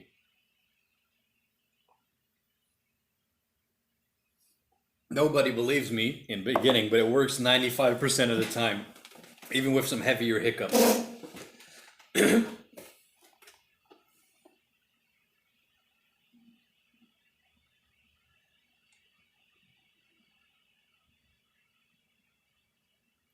Mark, well, I got to do it properly now.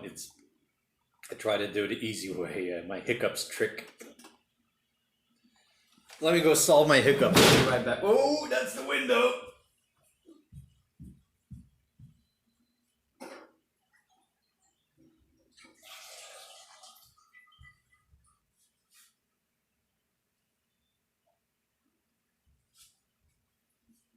So right now I'm doing it properly.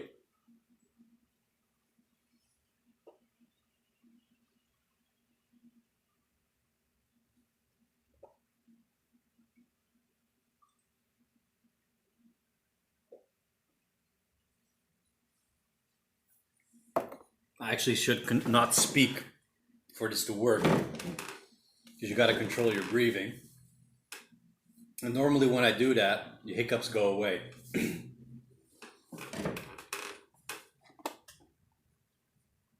If you don't believe me, try it yourself next time. Stik voorzichtig. Ja, precies.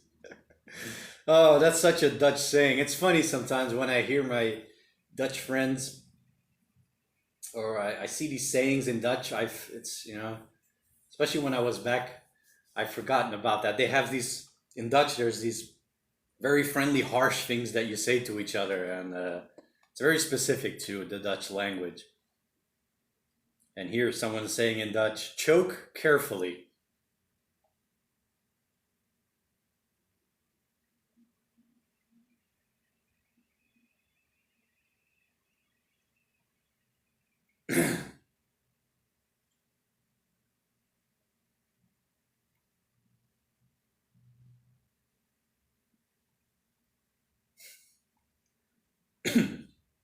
See, anyway, hiccups are gone. The proper way is to drink from the front of the glass, but it also works with me. You must drink from the opposite side of the glass? What are you talking about? What is that? What? Oh, that doesn't work. We saw that? Hiccups were gone. But then there's always that time, and I did it in front of 130 people. There's always that person, I go, try it. He does it, she does it, and it's like, nah, it's talking shit, man. It doesn't work. Oh, it does.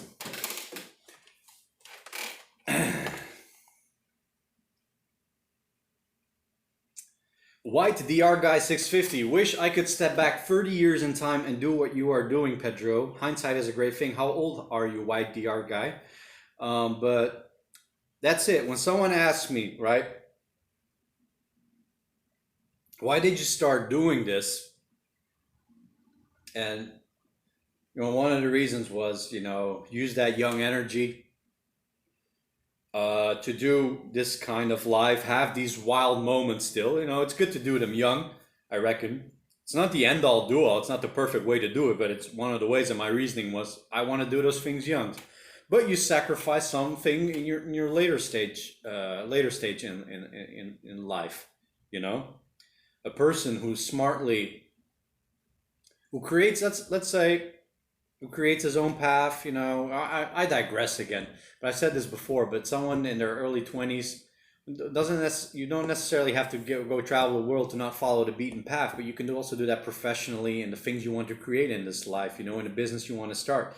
But if you think about more how you want to tackle that and do it like really consciously instead of going to that job and doing it for 10 years, then you can create a life for you in your 30s. That's truly yours. That's also very good, But yeah, one of the reasons, do it young while you still have that energy, that grit, to get through things. But I've met 65, 67-year-old riders going around the world, so They were avoiding the off-road, but still, hey, you're going to see one. If I keep making the Japan series, you'll meet that guy. I think I recorded him. Helmut, he was called. The first time I met him in Armenia, and then later I met him again when I ended up in Japan. This is a 65, 66-year-old man. He also traveled a lot when he was younger, and he was riding around the world on a Transalp 650 with self-made aluminum panniers.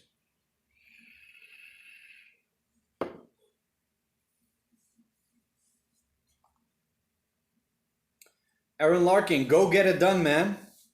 I'll see you in the comments in the new videos. Guilherme Costa, are you going to release any more quarantine vlogs?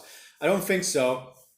Only more vlogs you'll see of this, or some stuff about quarantine will be my exit video, I hope, at some point. I haven't recorded anything now for 2-3 weeks, so go figure. That's what I'm saying. I've zoned especially the last 2 weeks, I've zoned out a bit, you know. It's this whole thing.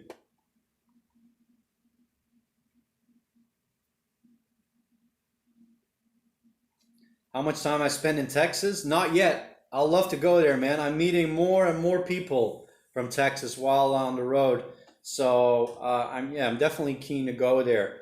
And I think there's some mighty fine people living there, and you know, some of that true American spirit is probably there too, you know. So I would definitely like to go there. And I think it's going to be very similar to some you know, in a sense, to the people. They're going to be similar to the rural people here in South America, in Argentina and Chile, the gaucho, you know, the horse people, the horse people. You know, kind of people on the land on horseback, you know, kind of living that life, you know. You also have the pistoleros here. Bah, bah, bah. So, and it makes sense because back in the day, even if you go back when that part was still kind of South America, when it was still Mexico, can you believe how far Mexico used to go into the States? It's absolutely insane. But yeah, I think it's still a similar culture there. So I'm keen on Texas, man. But that whole region, you know, Nevada, Arizona, all that up until I've said this before, until the Rockies and Washington and Colorado. That's the wild America, you know. For the riding that I love, I think my best riding, if try and find the riding that I love, is going to be in that region. And then it's huge. It's a massive region.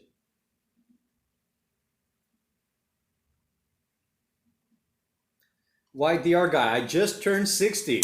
There you go, you spring chicken. Good to get on the road. I know it's not. Look, I know it's not the same. You know, maybe you can't do the gnarly off-road stuff and whatnot, but you know, if you feel it in your bones that it's something like, hey, you know, kids are long gone, right? You got the money to do it. You got the opportunity, the time to do it. If you want to do it, you know, do something. You know, it's still possible.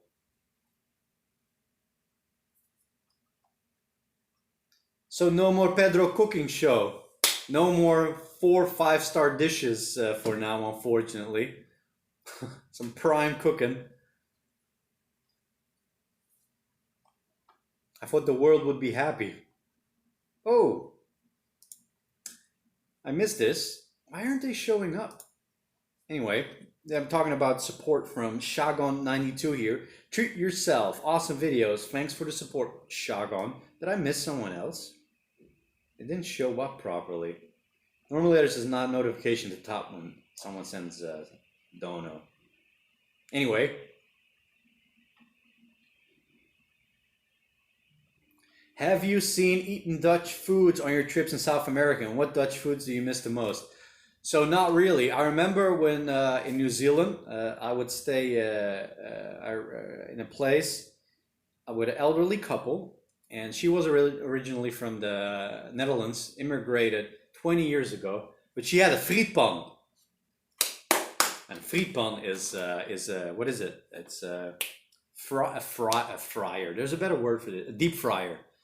So you deep fry French fries, right? And she had packs of French fries too, and I would get them at some point.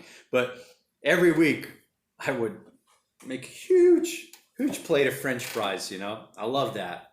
Chuck the salt on there. But from the Netherlands, and seriously, and this isn't even originally a Dutch food, but like a doner kebab.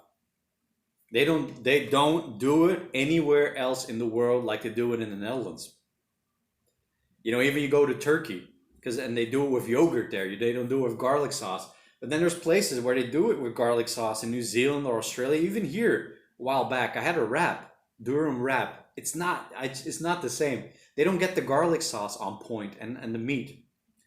There's doner kebab like they do them in the Netherlands. They just don't do them anywhere else like that. And people go, oh, they'll probably do it in Germany or UK. I would have to confirm that, but still probably not the same.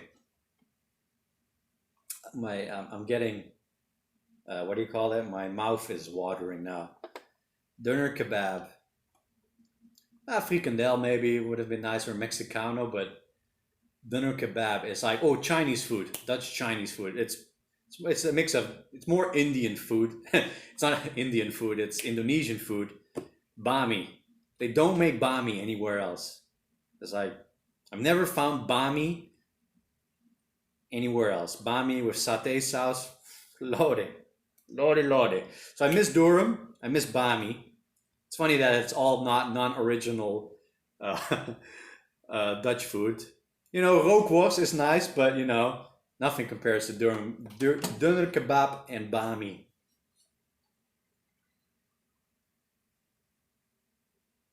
Jorge Garcia, não sente saudades de um bacalhau? Como que era? Bacalhau natas? Ou bacalhau com batata? Muito bom. Muito. Quando é que foi?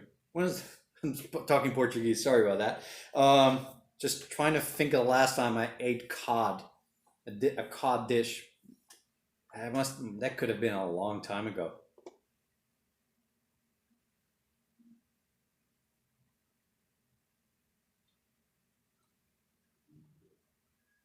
We have it in Belgium, Armoud. What, the durum?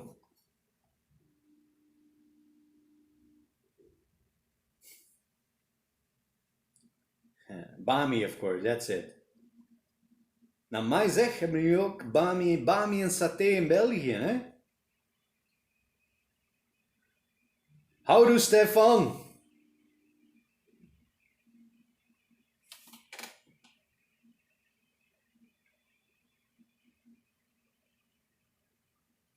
Checking some messages up here, scrolling up. How about we keep the show on the road until the 2-hour mark, folks? It's almost 2 hours have passed again.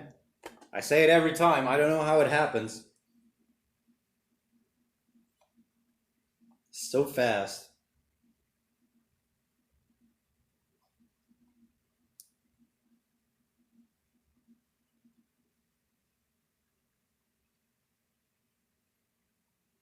Oh, I missed a question here. If you're still here at Donatas Zakariza.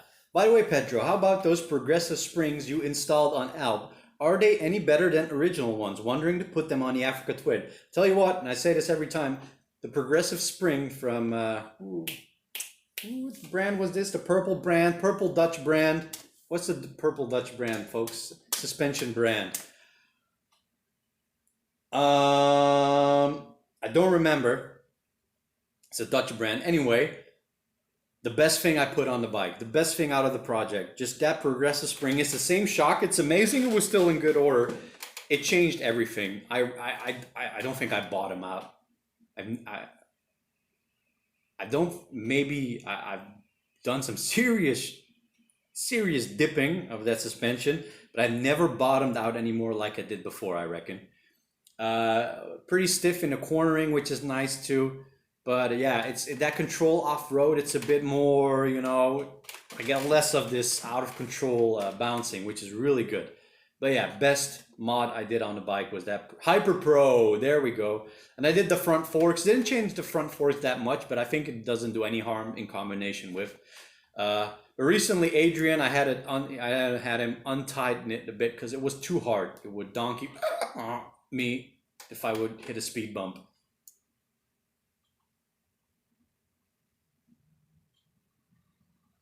That's it, Hyper Pro. Bernard Lodewijk, heb je zin in een patatje oorlog met uitjes? No, that wasn't really. I wasn't a patatje oorlog. Patat, frietje mayo, mayonnaise, not even ketchup. The only reason I learned, you have to learn that sort of thing. Eat it with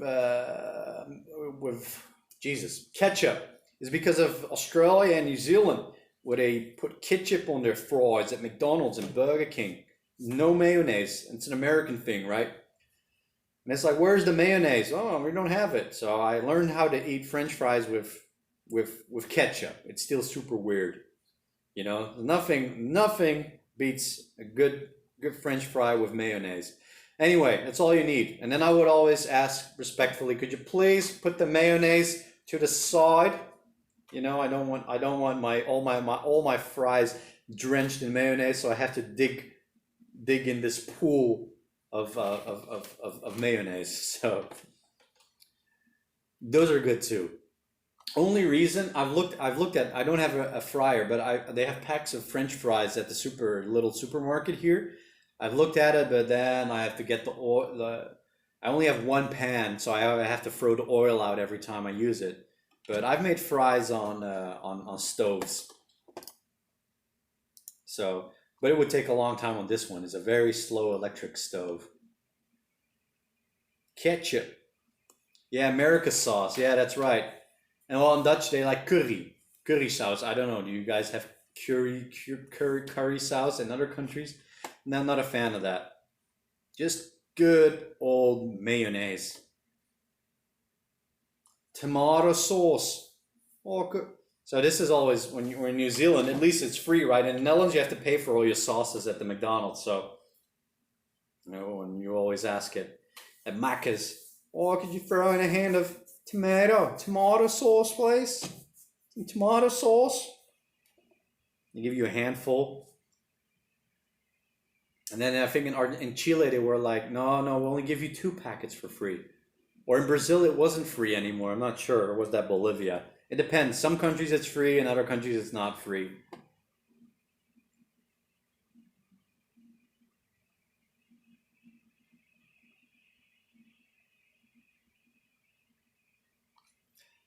Art BK, sorry I missed the beginning of the stream. Have you managed to get Alpi again? Nope.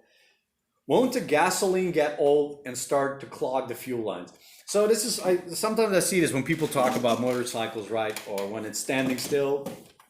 And I remember when I parked my motorcycle in New Zealand, no, in Australia, at my transporter who was taking the bike to New Zealand for me. And I went to Bali and he said, you can leave your bike here, no charge. Awesome.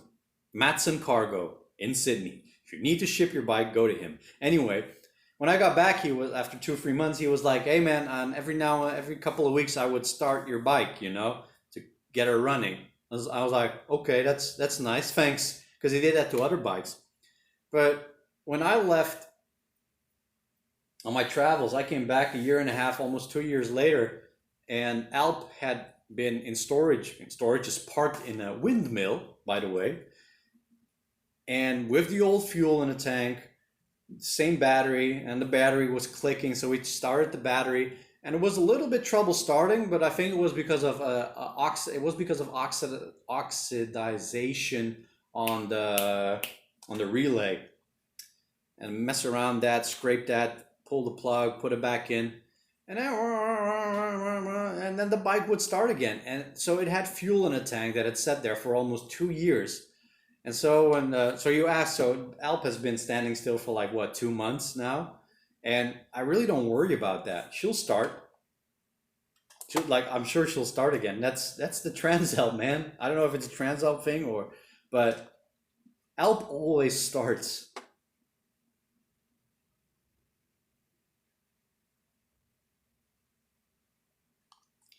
IFEX, how much do you pay for lockdown accommodation?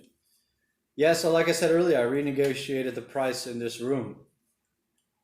It started out on 15 euros, 15 euros, and then after 2 weeks, we went around Airbnb and went back to the original price they said of like $22. And after the renegotiation, I got it down to $15, which is pretty nice, all things considered. But like I said, the places you can get now in Buenos Aires for like $12 to $16, look it up.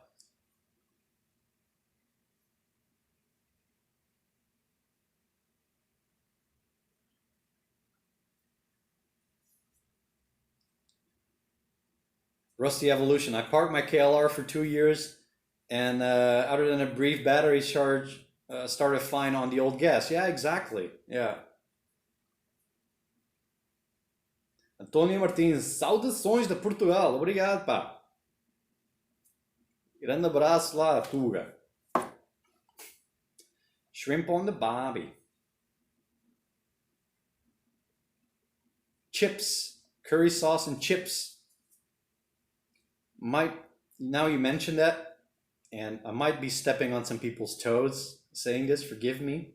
I think we're talking about chips, right? Wedges, right? And I think, I don't know. I think maybe I shouldn't say this. I'm going to alienate. I don't think that many Kiwis and Aussies are watching. I might alienate some people here. I'm going to say it. And that is that, forgive me, wedges are overrated. There, I said it. I said it. And people love their wedges in Australia. Oh boy, do they love it. But compared to French fries, proper fries, it's no contest, man. No contest. So then you get your plate, you get your steak, and then you get wedges with your steak. Oh, it's nice, but if you get French fries with your steak, it's better. It's just me. Don't unsubscribe. Don't tear me down.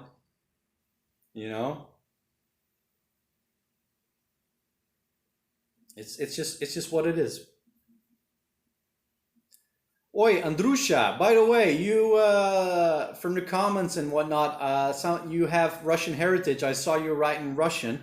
So you tell me, in Russia, what is that sweetener, that sauce, that white creamy sauce that you get with your pancakes? Because it was absolutely banging. It's one of the most delicious pancakes I've had was in Russia, Eastern Russia. And that cream, is it like condensed milk cream or something? It is so good. And also love the mustard. It's like a wasabi. It's almost like a wasabi mustard in Eastern Russia. Like this spicy mustard is so on point. But the pancakes, I'll never forget the pancakes and cream. So good. We hit the 2-hour mark, but now we got into the important stuff. I must get to the bottom of this Russian pancake situation.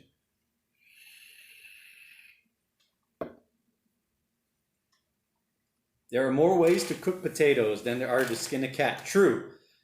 The top tier when it comes to potatoes, French fries, homemade French fries, but they take more effort to make. Freshly cut homemade French fries, which we would have often in Portugal when I was younger. That's still up here. Freshly cut homemade French fries. That's God tier. Yeah. Put salt on that. I don't even need mayonnaise to eat those, Like I try to explain to people sometimes. You won't understand how much I love French fries. And when I was working in the outback in Aussie, in the Aboriginal community, spent like 10 months there at least. And 2-3 times a week, I'd end up at the Roadhouse to get some chips.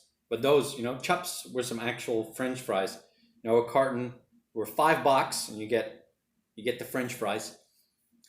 And I would have to contain myself, get in the car, not start eating them, because the Roadhouses would be very dirty to get into. So you'd have to get home washed. I didn't want to touch the French fries yet, so I would be driving the car, having or have them between my arms and start eating the French fries. Get home and then wash my hands. Oh, and then I would make awesome sauce. Yeah.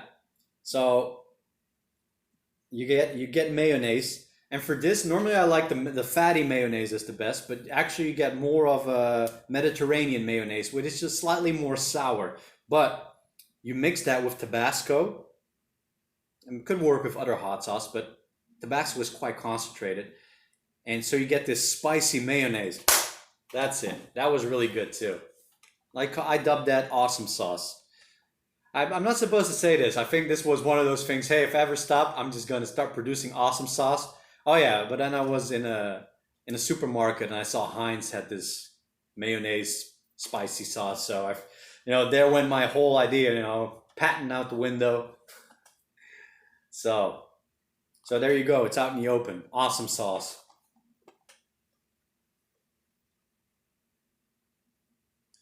Chris Sorensen's temporary import documents and motorcycle insurance visa. Do you get that at the borders? You get the temporary import documents, sure. Insurance, not always. If I go to Peru, I have to get it. Oh yeah, for Argentina. Oh, that's the thing. That's one of the things I still wanted to do in Buenos Aires. There you go. That was also one of the reasons why I didn't leave the city yet when it was locking down. Because I still wanted to get proper Argentinian insurance. It's pretty much mandatory here too. And I'm going to do such a long stretch of it that it's better to have it. It's more for when you get in contact with the police. But there's plenty of other places where it's kind of mandatory or grayish, and I didn't have it. Oh yeah, the Russian pancakes. So I got talking about French fries and awesome sauce. You get distracted.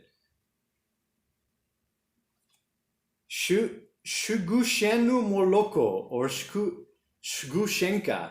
I would like to learn Russian, by the way. I heard there's some freakishly hard element to it though, but because of Portuguese people say sometimes that Portuguese sounds like Russian. They say, "Oh, Spanish, Italiano, French is so beautiful," but Portuguese sounds like trash. It's like, hey, that's unfair. But yeah. We have a pronunciation more that sounds like Russian. So I think I would be good in the pronunciation department, but you would still have to learn it. But anyway, so that's what it is. Yeah, it's condensed milk. It's so good.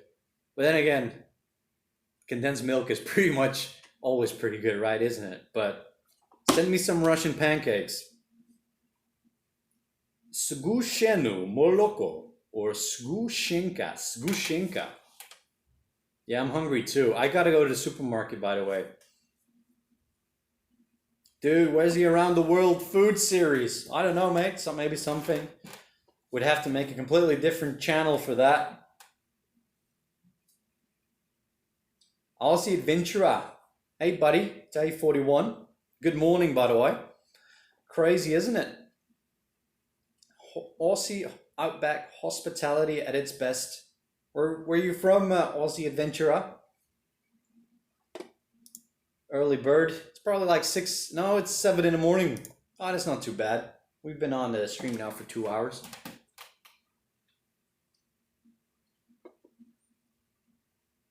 In Russia, we have 3 different times and genders all over. It's hard to learn language. Yeah, I figured.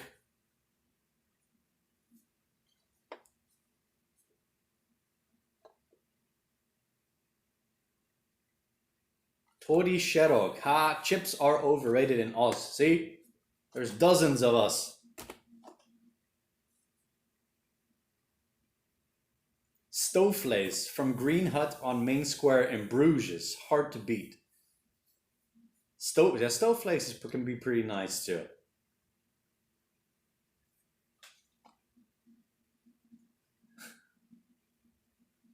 Nothing like French fries with a good Francesinha sauce from Porto. Is that like homemade mayonnaise? Anywho, poor peoples. Anywho. Shagon92. I was going to start saying goodbye, but then someone says this. Pancakes with slices of apple. Forgive me, no. The thing with the pancakes, and I've had it. I've had fruit on them sometimes, like banana. And then in Chile, I had pancakes with actually with like a wrap with meat on them, like with minced meat and vegetables and whatnot. But talk about fruit on a pancake for me personally. Again, don't crucify me. It's with stroop, pudersuiker. It's something sweet on there, and I think that the fruit doesn't belong on the pancakes. I know banana pancakes are a classic, but I like my pancakes basic, traditional.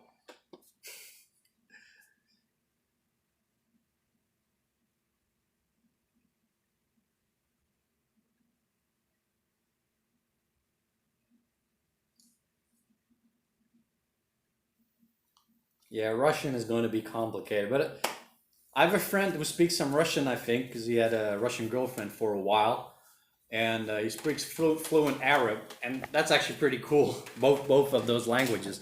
I would say Arab, Russian, and Japanese, right? But we're, that's listing a few languages. But at least I already speak Dutch. You know, that's a horrible language to learn, but it's only so useful in this tiny little place. Pancakes with crumbles up Oreo cookies in the batter. Now we're talking. Now we're talking. Good man, Mike T.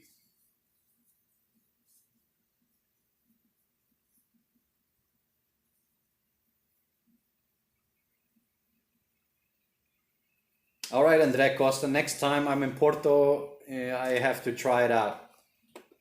Rion Steiner. Hello, Pedro. Just joining, but right now I'm thinking I'm going to start to say my goodbyes, peoples. You get it at a good bloody sesh. I say it every time. Time flew by. It's always just when the Aussie starts to catch up, right? They finally wake up. Oh, it's Pedro's stream, and then it's like, gotta go already. Sorry about that, boys. Just like, why are you sleeping? Why are you sleeping so long? Wake up. Every time I do these, the whole world's awake except Australia. What's up with that? Always in bed? Always sleeping?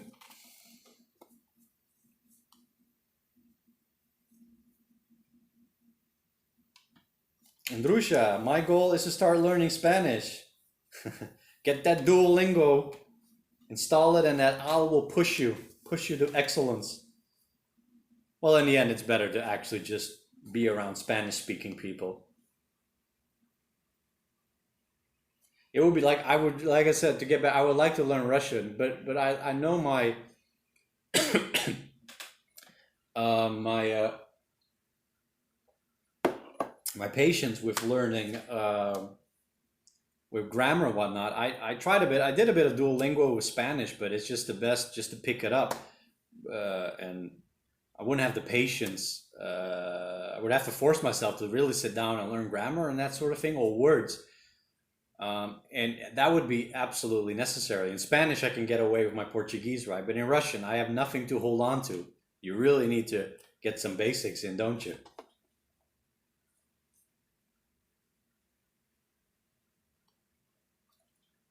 All right, people. It has been bloody grand. It's been very good. I finally know the secret to the Russian pancakes. Enjoy them, by the way. It's been really nice, and yeah, like this is like I realized for the first time I don't know exactly what's going to happen next week, what I'm posting.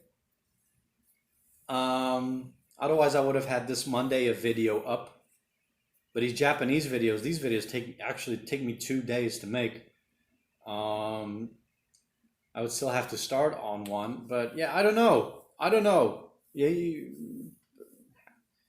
some point this week there should be a video, but this is actually one of the few times where I don't have necessarily anything lined up, and I'm a bit doubtful. So we'll see what happens. We'll see what I end up doing, and I hope to be posting something at some point this week. So y'all take it easy. Slaap lekker to all the Dutch people. It's way past your bedtime. 11 o'clock, 11:30. Woo! Hang in there. Enjoy your openings up of locking downs, of the unlocking. Enjoy the unlocking to all my South American people. let's hang in there. And yeah, take it easy, folks. Post a greatest crashes. I don't have barely any recordings. I've actually went looking. I'm going to see if I can expand that collection again. But there's so many things that I barely have recordings of. I could might be able to do something. We'll see. But it's also something I would like to narrate. And narration is a bit of an issue right now. Unless I would leave the... Anyway, we'll see, folks. Take it easy. And I'll see all of you next time, eh? Bye-bye. Good night, Dave.